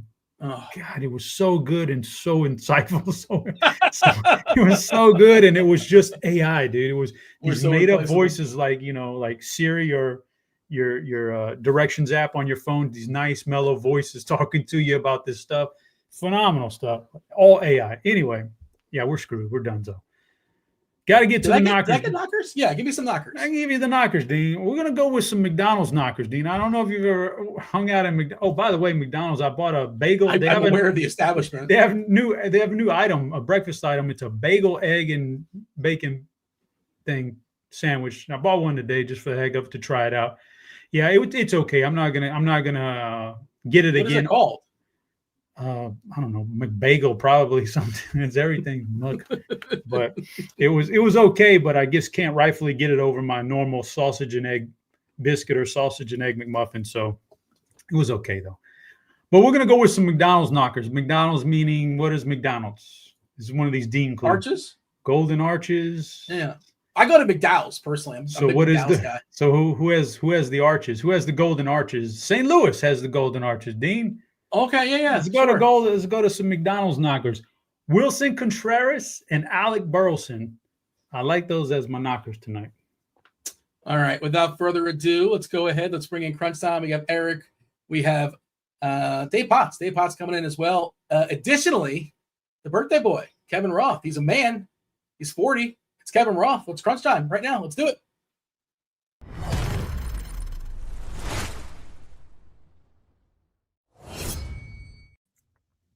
Roth, I know Mondays is usually your day to kick back on the beverages. I don't know, how was the birthday? Did we have a good time? Did we get a hall pass for Sunday? How was your week? How are things? Yeah, we got after it. Yeah, though it was a good little weekend. Had a good time, and then just thrown right into the action here. Kind of a busy weather day today. Yeah. Did you have? I see you have a take here on what Chop is throwing out here as far as the McBagel he's calling it, which is probably not correct. His take was right, and McBagel was hilarious. But his take is fully correct. I eat McDonald's breakfast almost every day of my life, to the point where I got a Christmas gift from the McDonald's drive-through lady because she was so used to seeing me. And yeah, it's not as good as like a good fresh biscuit or even the McGriddle. So it falls below those for sure. Yeah. You can't top the McGriddle. That's it. They're done. Like close down the factory. They're not topping. I try not to eat them because they just feel like literally the worst thing for you in the entire universe, but damn, are they good. You probably are. Beimfohr, you're in St. Louis, right? To keep with the theme? If that's the theme, yes. Me living in St. Louis, then yes, definitely. I'm sorry. I'm just appalled at all this McDonald's talk going on here. I didn't realize that. Roth, I've known you for many, many years. I did not realize this about you. I freaking love McDonald's. Yeah, it's so good. I'll eat it multiple times a day, and it's very embarrassing when it's the same people working the window. Have you watched Super Size Me? Have you not watched Super Size Me? Yeah. Did you not know that guy was a massive drug addict? And that doesn't change. That doesn't change the fact that McDonald's it does. All of the adverse effects, or like all of the positive effects, was just him like coming off of drugs. Or, I don't know. I might have said that backwards. Anyways, if you're comparing to other fast food joints, it's no more unhealthy than any of the others. Oh, for sure. It's a great endorsement. Yeah, it's not as terrible as that.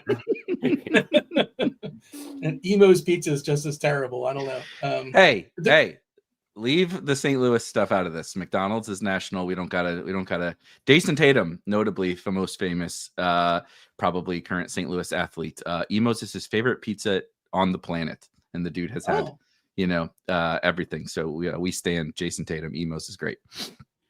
High school teammates with Matthew Tkachuk, or at least they went to the same high school together. Same high school. There you go. Mm-hmm. I don't know if Tkachuk had a take as far as Emo's Pizza. Chop, we're going to step aside and get out of here, right? We're done. Anything else for you? Nah, we did it. We did everything we could today, Dean. They got, 45 minutes? 45 minutes. You got Ross Weather coming up as well. Dave Potts, Erik Beimfohr. Do hit that like button. Don't go anywhere. Again, 45 minutes nonstop. MLB DFS conversation starts right now. Roth, take it away. Right now, it does. Welcome to it. You know the drill. It's crunch time, and it is two of the sharpest minds in the biz. Dave Potts, Cheese is good in the house. What up, Cheese? How are you? Oh, I'm good now that you're back, Kevin. Everyone actually did great last week, but when you're not around, it's just a little, sometimes you just need someone from America to get the job done right. They did fine, but you do the best you can. Just an unnecessary cheap shot to our wonderful Canadian friend. We got Beimfohr in the house as well. Erik, how are you?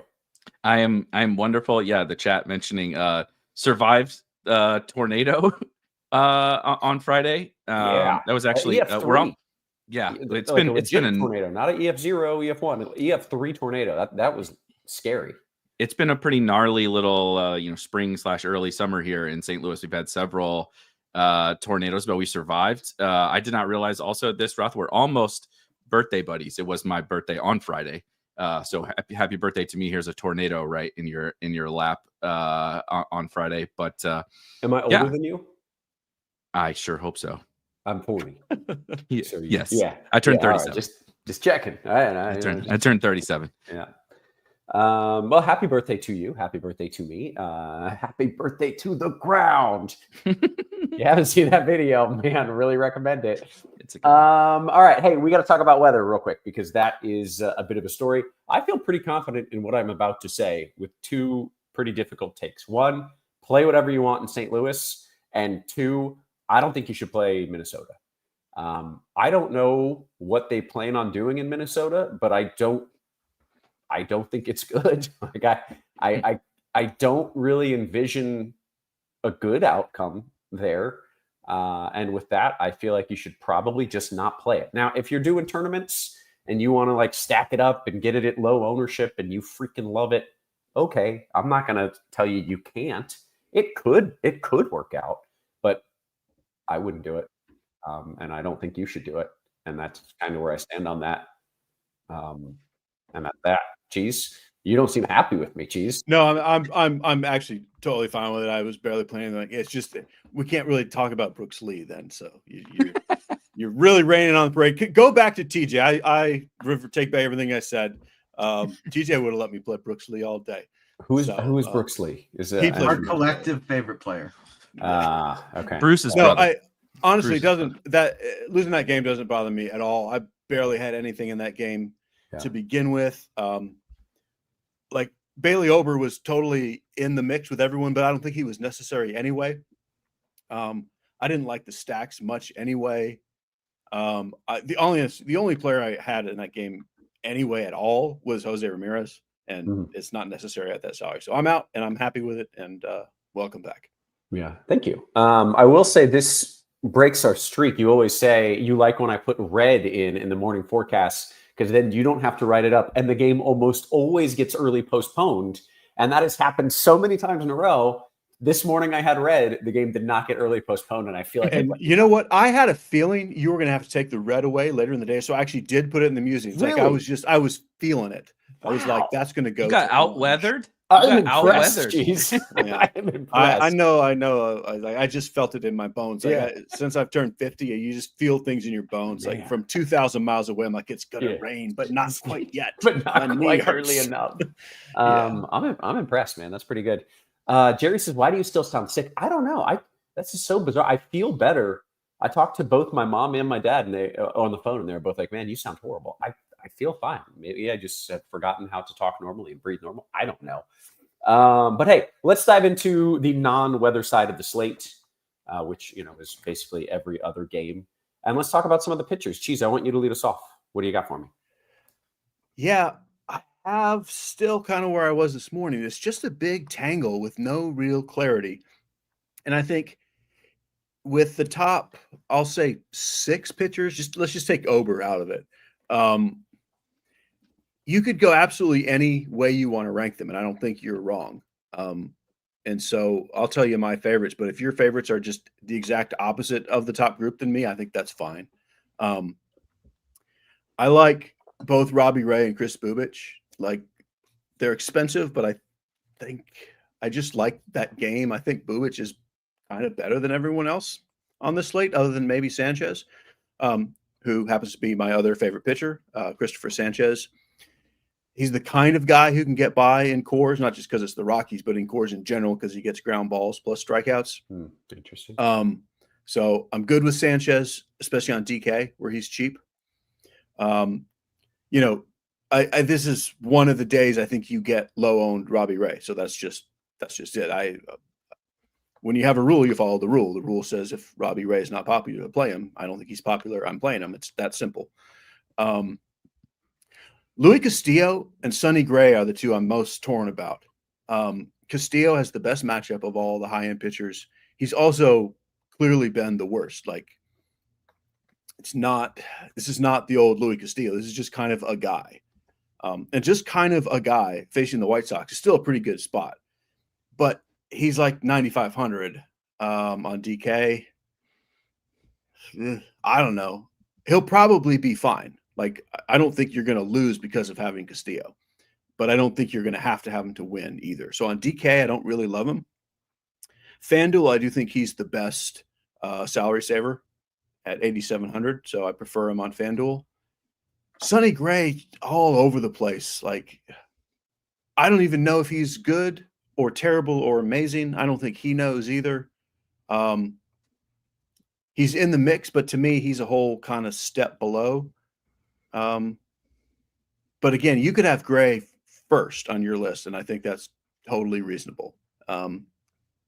So essentially, my take is all those guys are about the same, and I doubt you lose because of playing any of them, and I doubt you lose because you didn't play any of them. Like, I think you're going to get your 15 to 25 from that whole group, and I just don't think that's what decides this slate. That's my ranking. Okay. With cheaper stuff, there is some cheaper stuff on DK. On FanDuel, you don't really need to go cheaper than maybe Pepio at 8,400, if not Castillo at 87. DraftKings, there are quite a few lineups you do need to go cheap if you want to stack like the Phillies or the Dodgers or something. JT Ginn, Jose Soriano, and maybe Colton Gordon are my list of cheap guys. I wasn't playing Logan Allen anyway, and then with that weather, I just wouldn't do it at all. And that's it. That's my whole pool. Can we talk about Sanchez coming in as the highest owned dude in Coors? Is this, I mean, I realize Colorado sucks, but that's not normal, right? Or is it this year Colorado is so bad that this is working and this is a thing you can do? Yeah, you need, like, Colorado is so bad that the Coors Field, like, their badness outweighs the Coors Field factor. It's just that simple. Wow. Okay. We're still not playing like mediocre pitchers against them, Yeah. but like Sanchez is like arguably the best pitcher on this slate. Okay. Just skills wise. And he's $2,000 cheaper than guys like Ray and Bubic and $1,500 cheaper than Castillo. So that's just what it is. Yeah. Okay. Fair enough. Eric, I want your thoughts here at pitcher. DK, you need 2. FanDuel, you need 1. Maybe some pricing differences. What do you like? Yeah, I'll start with what she said about the FanDuel part of it. I don't think you need to stray too far. Like, once you get to Castillo, right, this kind of core group of the good pitchers, I'm not getting into the Colton Gordons, who I will mention on DraftKings, but I just don't really see, there's enough cheap hitters, and even I don't really like Luis Castillo, but the price is so good on FanDuel, I get it, right? Get the quality start, get the win. Who cares? On FanDuel. On DraftKings, so the Sanchez thing for me is, I mean, I definitely think he's the best pitcher on this slate, and he's $8,000 against the worst team on the slate, right? So like she said, it's like this combination of way too cheap for his talent, probably the best pitcher on the slate and has the best matchup, just has the Coors Field effect. He's super fascinating because he's always been like good, but this year the strikeouts are just like through the roof. Like he found something, last year a 20% strikeout rate, this year a 28% strikeout rate. Everything looks totally sustainable. He's just really, really good. And so how I'm kind of playing this slate is that the hitters is where I'm probably going to be a little bit funkier. And so I'm probably going to play like just a boatload of Christopher Sanchez because he's $8,000 on DraftKings, and it's just really hard to avoid no matter what you're kind of trying to do because you need 2 pitchers. Where I am maybe getting a little bit funkier is with that other pitcher on DraftKings. I would say Ryan Pepio is my favorite, but it's between Pepio and Bubic for me. I think I'm sticking to my priors. Okay, Pepio is good. Eventually this is going to work. Eventually he's actually going to show right? that he's good. Like, and this is such a good spot. I know the Astros are not like the worst offense, but they have one left-handed bat, and it's Victor Caratini. Like, if you're a competent right-handed pitcher against this lineup without Jordan, with no lefties in there, you should just be able to kind of cruise through with a really good performance. And then he's cheaper than some of those other guys, especially on DraftKings, right? You see on your screen, 7,800. Bubic, though, is my kind of favorite, if price weren't a thing, so if I have some cheap bats, I do prefer Bubic to Pepio in tournaments because I think this dude rocks. Like, I actually think people would probably say, oh, who's competing with Sanchez to be the top pitcher? And they might say Castillo, and they might say Sonny Gray, and they might say Robbie Ray. I think it's Bubic.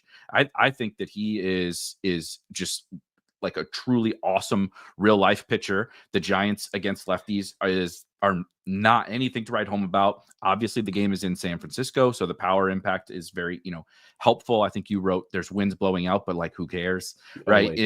Always. In San Francisco, and so He is kind of my favorite tournament play if I can afford him. But if I can't, I'm playing Sanchez and Pepio. And I do like Colton Gordon a little bit, just like he's $6,000. Like if you want the Otanis and you want the Phillies, you want Corbin Carroll, you want Bobby Witt, you want some of that stuff.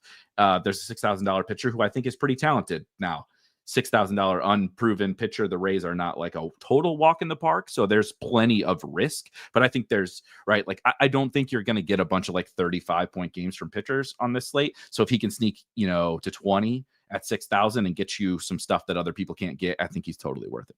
Yeah. Okay. Good stuff. To get some Spidey bombs scrolling on the bottom, we've got 4 Spidey bombs already listed, and at 200 likes, you get another Spidey bomb. I guess I am still sick. So make sure you're hitting that thumbs up for us. This is free content. You hit the thumbs up. We appreciate it. And you get more bomb picks. So make sure you're doing that for us. Let's flip it. Talk about some of the bats and some of the stacks. And Erik, I am not a baseball whiz, but I think I saw the total in this Colorado game was like 10.5. We've established that Colorado is not the team scoring the runs, which makes me think that the Phillies are probably supposed to score some runs tonight. They're definitely supposed to score some runs, and I suspect that they will score some runs, but I'm very cautious about the Phillies. And like I mentioned, if I'm playing some chalkier bats, or some chalkier pitchers, I do think there's a lot of ways you can go with offenses, and the Phillies are good. The Phillies against left-handed pitching, even as bad of left-handed pitching as they're facing tonight, can be a little bit scary at high ownership. Trey Turner, like the Luis Castillo talk that Cheese was mentioning, is like kind of how I feel about Trey Turner. Is like he's fine, but like this is not like $6,000 Trey Turner play as chalk anymore type hitter. He's just gotten older. He doesn't run as much. He doesn't hit for as much power. I know it's Coors Field, but I don't love that. Shortstop is not a position I love playing like a maybe not awesome guy at high prices and high ownership. And then like all the good Phillies bats are like left-handed, right? So you have Trey Turner, and then like I get it with Schwarber and Harper, but like JT Realmuto is fine. Like Alec Boehm is fine. Like there's just not anything that like truly pops off the screen to me from like a talent plus price plus ownership play for the Phillies. Like individually, I think the stack we're showing is like solid ownership. So I get that. I just have a lot of other offenses I kind of like better. And so I'm coming into it and I'm just going to X the Phillies and play some chalkier pitchers and then play some of these other stacks. Okay, good stuff. Cheese, you want to walk me through some of your favorite stacks here? And first off, are you on board with the Phillies? I have, 30-ish lineups. I made one Philly stack just because, but I'm basically out as well. Interesting. Exactly everything that Erik said. I think the one thing I'll say is I don't actually think they're chalky, because I don't think any hitters are chalky. Like we're not talking a 30% owned team even. We're talking 15% owned. Okay. But that's the same as everything else. Like they're as chalky as anything else. But maybe the highest owned, but not to an alarming degree. You don't have to fade them because of ownership. You're fading them because of salary, really. Okay. And just who they are. Yeah. And I would say the ownership of the other, right? It's like their raw in a vacuum ownership is not terrifying, right? For any of these guys. It's that I can also get other offenses I might like even more for cheaper and lower ownership. Yeah. You know what I mean? Yeah. Yeah. They're just not my favorite DFS offense to begin with, period, regardless of salaries or ownership. Okay. They're still the team I would say they probably score the most runs on the slate. If you just ask me to pick the team that scores the most, that's the Phillies. But that doesn't necessarily win in DFS when they're all, 6K on DraftKings and 4,500 on FanDuel. Right. For me, I'm playing a creepy amount of Seattle and Baltimore, and then I like the Diamondbacks and the Dodgers.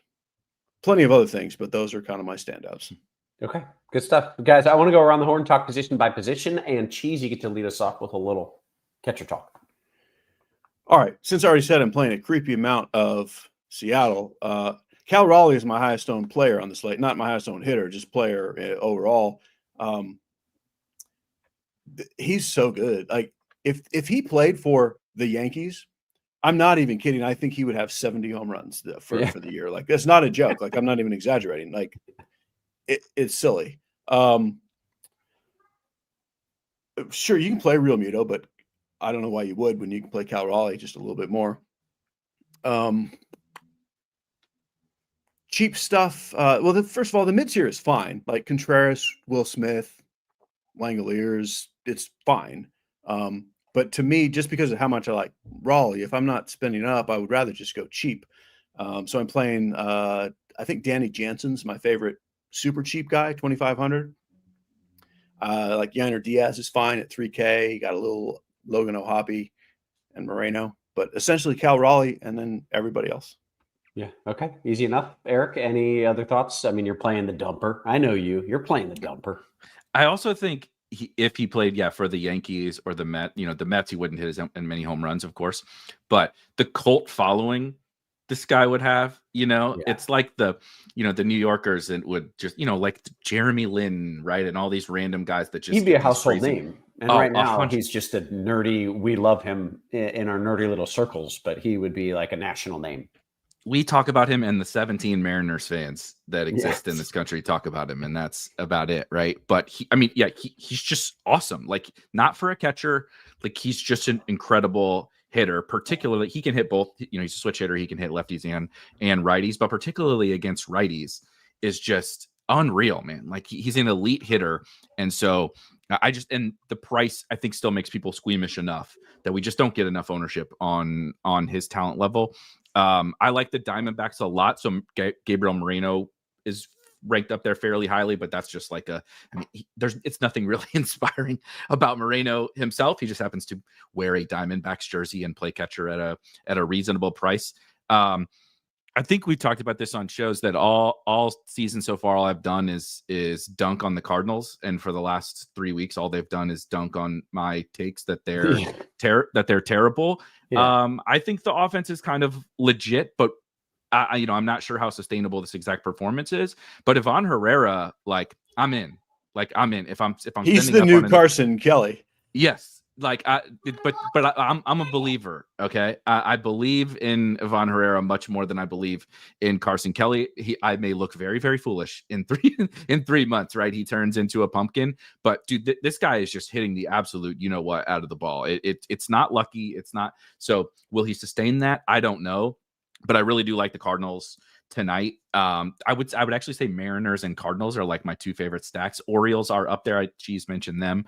I think those are like probably my favorite stacks. So I'm looking to some of those catchers. And then Danny Jansen, is like the punt. If you really need to save at 2,500, the price is ridiculous. He's actually still really hitting left-handed pitching. Awesome. It just hasn't been a great overall season for him. So if you need to save one off or your little secondary stack or something, Jansen is near the top of the list. Logan O'Hoppe needs to be mentioned as well, because I do think the Angels are. I don't love like a full Angel stack, but they have some powerful hitters, and O'Hoppe's one of them. Okay, and I'll add that Danny Jansen. It's also the best hitting weather of the day is in Tampa. It's almost 90 degrees. Winds are blowing out in the AAA ballpark where the winds matter even more. So I do love the hitting weather there as well. Eric, your thoughts at first base? There's more catchers I like than first baseman, and this is happening like every day, but today even more so. And so just like a FanDuel note of like, if you have two catchers in your lineup, like it's fine. You don't have to worry. The catchers are great on this slate, and there's like the first basemen are fine. Like again, it's Ohtani, but he's outfield and first base, so Ohtani's kind of always going to top the list. I actually like Freddie Freeman at 3% owned, as good as Freddie Freeman has been, is kind of crazy on this slate. So while I'm probably not full stacking the Dodgers, I don't think it's fair to like not mention 3% owned Freddie Freeman on this slate.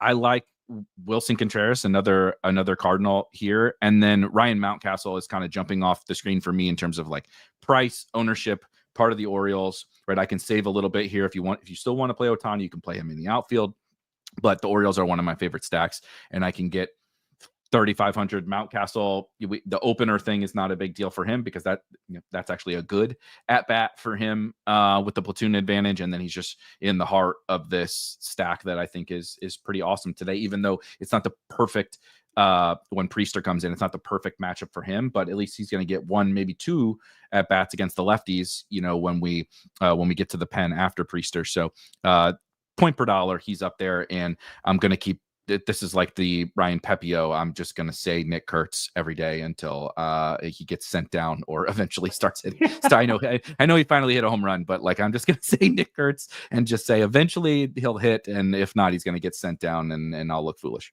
Okay, fair enough. Cheese, your favorite to first.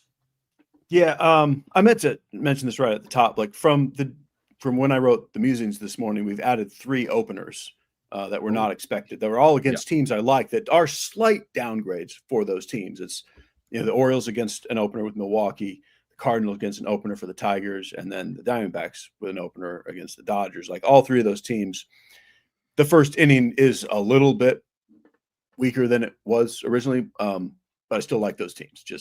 And also, if you haven't spent a while just staring at the name of the opener for the Brewers, just look at his name and just like look at it for a while, and like it's kind of. I need to know the name. Can we? No, no, don't. You don't want to say. Just look. You just need to look at it and just look at the letters and just let. How do you say it? I don't know. You don't say. You look at it and you let it soak into your brain, and you feel a comfort flowing through you. Can someone type the opener's name in the YouTube for me so that I can see this and read it? I can't do it. I don't actually have that many consonants on my keyboard at the end. I tried to just a lot of G's and Y's. Yeah, for a while. At first base, I like Ohtani on DK and Freeman. Yay. Christian Walker is my favorite for the salary. He's priced right there with Mountcastle. He's my favorite one-off. And my other favorite play that somehow I don't think anyone's playing at all is Rowdy Tellez. Speaking of guys who would hit 70 home runs as a Yankee, if they played him every day and he played in Yankee Stadium, he would hit 70 home runs. He would. Yeah. He would strike out just as much, but he would hit 70 home runs. I love him. That's it. That's first base. By the way, Robert in the chat says that elite. This guy, Zestrensky, is called the Big Scrabble. That's so good. It's just an incredible nickname. I bet this has been figured out. If not, just put it in AI. Like if you put that name at the right spot in Scrabble, how many points could it score? Yeah, all of them. I would like to know. Yeah, there's too many letters. I'm not sure you could make it happen, but you'd have to have some of them already there. Like the word Zas is a real word. So you can start with Zas and then fill it in. Is Zas a real word? Are you one of those Scrabble players who actually knows all the bullshit words? Because that really I'm not a Scrabble player at all. I hate that game. I thought we were about to get Oscar from The Office lessons on Scrabble from Cheese there. No, that's the worst game ever. My wife is playing words like ZI, and she's like, this is a real word. And then sure enough, you look it up in the Scrabble dictionary, and it is. You're like, it's just absolute nonsense. I hate it. She beats me every time. Yeah. Okay, no, I think we're at second base, Cheese. Okay, that sounds good. It's all right. Ketel Marte, if you got money, is definitely my favorite play. On DraftKings, we're going to have some pretty massive Jackson Holiday chalk. He's one of the only Orioles who's been good. He's too cheap. He should be 4,500 by now at least. Even with the big Scrabble opening, I like him a lot. He's just too cheap. He's my second highest owned player after Raleigh, not because he's the second best, but because that salary at second base is great. I do love Polanco as a spend up to be different. On FanDuel, feel free to play Mookie Betts. You also have Christopher Morel on FanDuel, second base eligible and cheap. I think he's a pivot off of Holiday. I think that's it. Like there's a whole bunch of cheap stuff that you can throw in a stack just because it's not a deep position. But I think Holiday is pretty good chalk. Like we're not really showing him as chalk, but I think that he will be. Yeah. Okay. Very good. Eric, your thoughts a second. He sure should be $3,400 leadoff Jackson Holiday. I think should be overwhelming chalk. So if he is not like massive chalk, then I think we can just play him because, right, kind of like what we talked about with the Phillies. It's not just raw ownership. He may be the high. I think he might be the highest owned second baseman, but that doesn't mean he's over-owned necessarily. So Holiday is definitely up there for me. Every time I think about Jorge Polanco, who I do very much like today as well, I think about like how much longer until we get the Jorge Polanco is suspended for 80 games because this is out of control. Like this guy, we have a very long track record of what Jorge Polanco is as a hitter, and it's not like this. This awesome. is, Dude is 90th percentile barrels, hard hits, exit velocity, 90th percentile in the league. Jorge Polanco. What is happening? Which, did you see Jose Alvarado got suspended, right? The relief pitcher got suspended, and a bunch of people thought it was the basketball Jose Alvarado for the Pelicans. So that's what I thought immediately. Yes. And so there's some elite stuff out there. Larry Nance did I don't know if he used AI for this. Is apparently the AI show. And he put Jose Alvarado's face on like a bodybuilder at like the basketball Jose Alvarado. And so like just go look up Jose Alvarado on, because there's elite stuff out there on social media. But yeah, that's all I think about with Jorge Polanco. But I mean, we might as well keep playing him until this, until they catch him, play him. Yeah, right. I don't know how he gets it. He can't keep getting away with this, but that's all I think about. I do want to shout out the least likely to be suspended for steroids is on my Cardinals, and it's Brendan Donovan. But he's not the most fantasy friendly type guy, because it's a lot of like singles and doubles and that. But that's just like a professional hitter, man. Like he can hit lefties, so that the opener thing is like not that huge of a deal for Brendan Donovan. So I just wanted to toss him in there too, because I think he's just a guy nobody ever wants to click because of that fantasy profile. But there's like enough juice in the bat. Like he's gonna hit like, I don't know, 15 to 20 home runs this year, and so he's just a really, really good hitter. So if you have the money to afford him, I like him too. Okay, very good. To get a note that Miguel Andujar has been scratched. So if you had him in your lineups, you do not want him in your lineups any longer. Erik, take me to third. Not quite as good at third base, maybe a slight stretch, but the guy who actually popped for me here was Eugenio Suarez, who I very much like. I really like the Diamondbacks, and a little righty action for him. I love the power potential for Suarez today. Every single show I've done this year, while also dunking on the Cardinals, I've repeatedly dunked on Max Muncy, and I think he's crawling out of his grave to remind me that maybe he's not the absolute worst hitter on the planet. And the price is just bottomed out, right? We're talking like somewhere around $3,000 for 3,500 for Max Muncy. So if you're playing the Dodgers, or you just want to save here and hey, play a power hitting lefty for the Dodgers, I think that's fine. But like, I think the weakness of the position, you can see like on your screen that Alec Bohm and Edmundo Sosa and Jonathan India are at the top of the list, right? And so I'm moving down a little bit for if we had the weather, and if you're feeling frisky, I actually like Royce Lewis quite a bit today, but I'm probably going to X that one out. And then Junior Caminero. In that you mentioned that the hitting weather is awesome there, while I'm like intrigued by Colton Gordon, and I think he's like a fine play. Like if Caminero hit 2 home runs in that park in that weather against a potentially sketchy young lefty, I would absolutely not be surprised. So I would say Suarez, Muncy, Caminero for me at the top. Okay, very good. Cheese, your thoughts at third base, please. Yeah, it's really bad. It's the one position, pretty much every lineup I'm just stuck not wanting to play anybody. Suarez is also my favorite. He and Caminero are just kind of fairly priced. I think Alec Bohm is fine with them. If I knew that Bohm was not going to be popular, I'd probably lean to him, but I don't think he should be more popular than those guys. And I think he will be.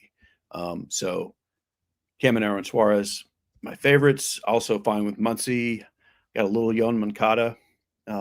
He's the chat mentioned he's been hitting a little bit. The Moncada, yeah, and like I think people who are, I don't know if anyone that exists now is new to DFS, but if you are, like, he used to be a really good player and an even better prospect. So he's not a nobody. And I don't think I have anyone else to add. Okay. Did just get a question real quick. Is the Cleveland-Minnesota game going to be canceled? They haven't canceled it yet. They're usually the type to cancel it early or try their best to play it. So I think they're going to try to play.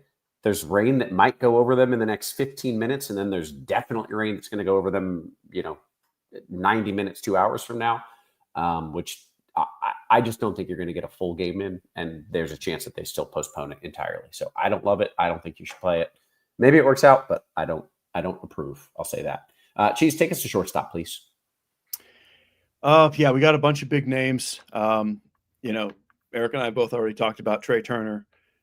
It's great, Trey Turner and Coors. Sure, he could go 5 for 5. I mean, I won't be stunned, but like he's not as good as Bobby Witt or Mookie Betts or Gunnar Henderson. I'm not even sure he's as good as Zach Neto. So I really don't love him. I think for the salary, Gunnar Henderson's my favorite. If salary doesn't matter. I like Bobby Witt. Even in Robbie Ray lineups, I'll play Bobby Witt if I got salary. I'm playing JP Crawford and Mason Wynn a little bit, mostly in stacks, but if I can't spend all the way up, I don't know. I'd rather save. Like Tovar is also playable at 3,100. I don't like the Rockies. I don't like to pick on Sanchez, but he's better than a $3,100 player at home. I think that's pretty much it. Like I'm playing a lot of Gunnar Henderson because the salary is just nice. Yeah. And then more so than usual because of the salaries above Henderson, I'm doing more just guy in the stack like Crawford and Wynn, which is not usually the case at shortstop. But it's pretty hard to spend $6K for anyone today. Yeah. Okay. Good stuff. Eric, your thoughts on short? Particularly hard to spend $6K on Trey Turner, no matter. Yeah. He could be hitting on the moon for all I care, and I'm not sure I could play $6,000. Yeah. Is that good? Is it good to hit on? It would just keep going. Yeah, right? Roth, how would that work? It'd be good. Yeah. You want to hit on the moon. And pitch it, there would be no fastball, right? The balls would just float in there, right? There'd also be no breaking ball. You know, everything would go straight. There's no break. But you couldn't hit it hard either. It would just kind of, but it would It'd never be like stop a pinata. Up. Yeah, it would just keep going. Yeah. It'd be good. You'd want it, I think. So maybe I would play Trey Turner for $6,000 on the moon. I'm undecided on that. But that's how much I dislike him that we're having this conversation. But it's because like it's $6,000 Trey Turner or $4,700 Gunnar Henderson. Like that's the spot is just as good for Gunnar. I don't know. I just can't. Like, and same thing, $6,000 Bobby Witt at lower ownership than Trey Turner. There's just so many other good shortstop plays that I like. So Gunnar, I think Gunnar is my favorite, but I'm going to keep saying Zach Neto every single slate because I think I'm not sure he's to that quite that level as like a real life player. The Gunnar, definitely not Bobby Witt, but the fantasy upside is incredible. Right. He hits for power. He steals a bunch of bases. He hits in the heart of the lineup. It's not a great lineup, but it's a good matchup. So Zach Neto, and then keep talking about the Cardinals, but I think Mason Wynn is a totally fine, like slightly salary saver. I like him just a tick over Tovar, but you have to spend $700 more. Tovar would be like kind of next on that list. If I'm not playing Sanchez, if you want to play Sanchez and play Tovar, I think that's fine too to save. Okay, very good. Take me to the outfield. What do you got? What do we like? A lot in the outfield. I think there are about a million different plays. If you're not playing Ohtani, right, typical same thing. Like it's like you have to mention him, but like everybody also knows. It's like yes, Shohei Ohtani, like every day. I think it was last time that we did a show together where we also pulled up his game log, and you're like, is he pitching every day? How is he scoring so many? It's like absurd. 15, 25, 30. Like the floor is like double digit fantasy points, and so I don't particularly care what the matchup is, and the ownership isn't running away on us. Like he's the highest owned outfielder, and we're showing like it's still a positive to play him at 6,500. It's like that's how good he is. But then I'm kind of skipping the Phillies. If I'm going to spend up on another outfielder, I'm not spending $6,400 on Kyle Schwarber in a lefty, even though I know he can hit lefties. I know it's Coors Field. Like give me Corbin Carroll if I'm going to spend up there. I mean, Landon Knack is not a pitcher that I'm running away from. Certainly not running away from for Corbin Carroll, who same thing can just hit a home run, steal a base, steal two bases. The fantasy upside is awesome. I would love to tout Lars Nootbaar, but $5,000 is really frustrating me. We've priced him up to the moon as well, and he's awesome. I'm not sure that he's worth $5,000, but Alec Burleson on the Cardinals has had a little bit of a slow start, and I'm not concerned about him long term. And so with the platoon advantage, once we get what's his face out of there from the opener, I really, really like Alec Burleson. And from then on, it's like, I don't know, there's just like so many good plays. It ends up being a little bit of including guys in stacks and making sure I get right. Like second base is really weak. Third base isn't that great either. Shortstop, I have a small pool of guys I want. So outfield ends up turning into like, this is the position where I make things work. Or, oh, you did play, Tovar and Nick Kurtz and Danny Jansen. It's like, all right, well, now let's go get Ohtani. Now let's go get Corbin Carroll. I'm kind of like using the outfield to mix and match within my stacks, depending upon what I need from a price perspective. Yeah, makes sense. Okay, Cheese, your favorites in the outfield, please. Yeah, same thoughts up top. Ohtani over the other guys. Yeah, but you don't have to spend that much in the outfield. Other sort of cheap stuff that I like would be Gurriel, Christopher Morel, Taylor Ward, a bunch of guys in the 3,500 range on DK. I don't know. I kind of think Newt Barr probably is a $5,000 hitter. I know. It's just crazy. It looks funny, though. He's only 32 on FanDuel, so I do prefer him on FanDuel. Mm-hmm. But yeah, it looks weird, but it might be all right. He's good. I love the Mariners on FanDuel. Julio's only 3,100. Quite likable. I'm playing some Dylan Carlson just because he's minimum salary. And God, like the Orioles, like he's so bad. He is. Yeah, it's bad. Speaking of former top prospects, holy cow. And that's another one. If people are not familiar, like he was supposed to be the greatest player ever. The Cardinals wouldn't trade him. He was off the table in the when they were talking about trading for Juan Soto. They would not trade Dylan Carlson. And it just never happened. He had that 1 year where he hit like 18 homers and it never happened. And now he's striking out 50% of the time. So just to be clear, I don't like him or think he's good. I think he's $2,000. And that's how I can play Cal Raleigh and Shohei Ohtani and Bobby Witt. Yeah. At that point, I think you play anyone for $2,000 on the team you think is going to score. I think you could also do right around the 3K range is like you could do Michael Conforto. I'm playing like Leody Taveras just because I like the Mariners. You mentioned Alex Burleson already. I think all those guys are. This is DK only. You don't need the full punts on FanDuel. I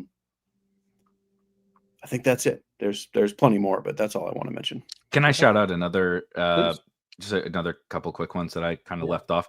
Christian Yelich is 4,300 on DraftKings, and I feel like I would be remiss if I didn't say like, holy cow, Lars Nootbaar $700 more than Christian Yelich, and like I think that's probably fair to the way the season has been going. But Dean Kramer has been not very good this year, and so I just think Christian Yelich.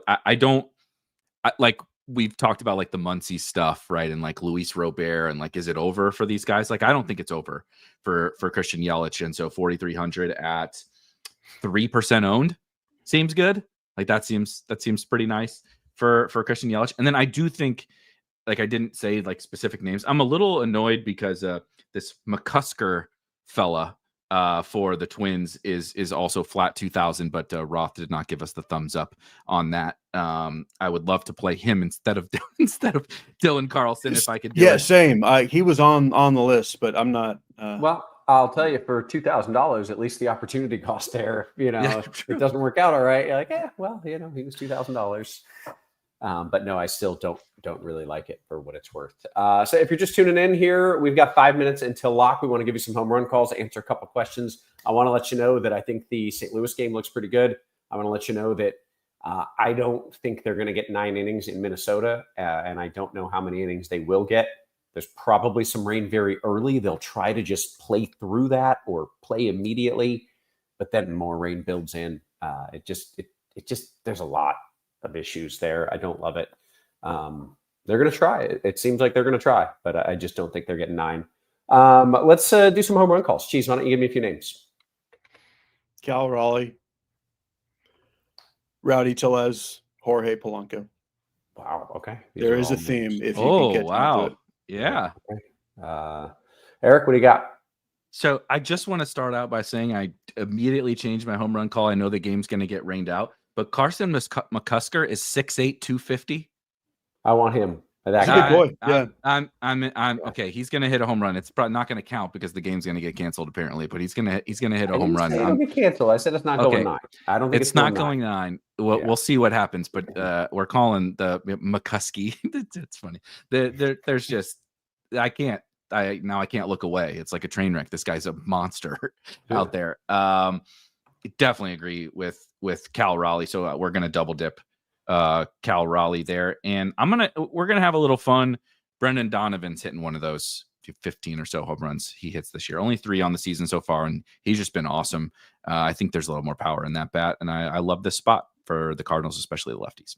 Okay, very good. We are just moments until lock. We want to make sure you get your 5th Spidey Bomb. TJ, I don't know how many likes we have, but we've been somewhere between 150 and 200 for the entirety of the show, which seems wrong. So make sure you're hitting that thumbs up for us. Stott isn't in the lineup. I guess Erik had mentioned that in the chat.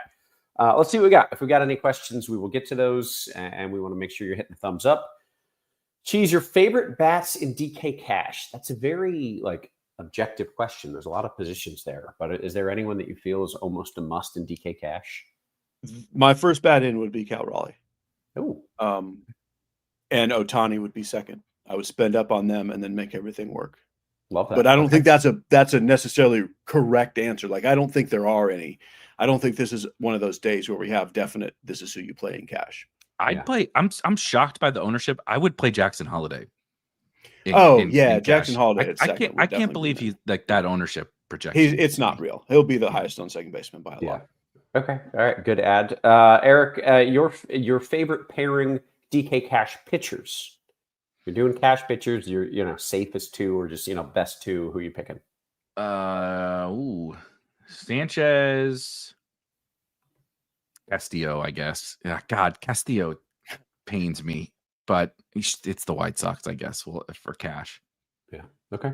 Erik says, "Hey Kevin, is it windy in Chicago today?" It is indeed windy, but the winds are blowing across the field, not out or in. So I don't really care.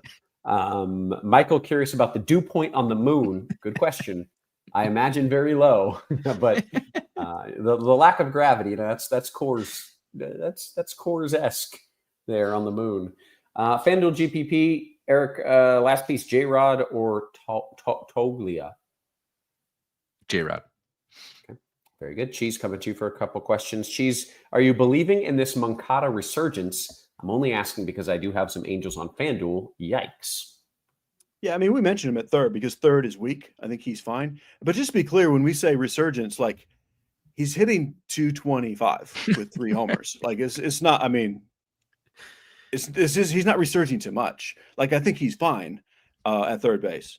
But this is not I'm not even sure what that means really. It's not like he's actually doing anything great. But he's fine. I think he's very playable. Yeah. It's also 19 games. Resurgence is rich for 19 games. And resurging to essentially 1 good year pre-COVID is his career. Right. So we don't even know who knows anything about him. He doesn't even know who he is currently. Right. I would just say he's playable because of the state of third base today. Okay. Moments away from lock. Shout out to Dylan King, which is just an awesome name in the YouTube. If that's your real name, I'm jealous. I wish my last name was King. Cheese, Ray and Sanchez or Castillo and Sanchez?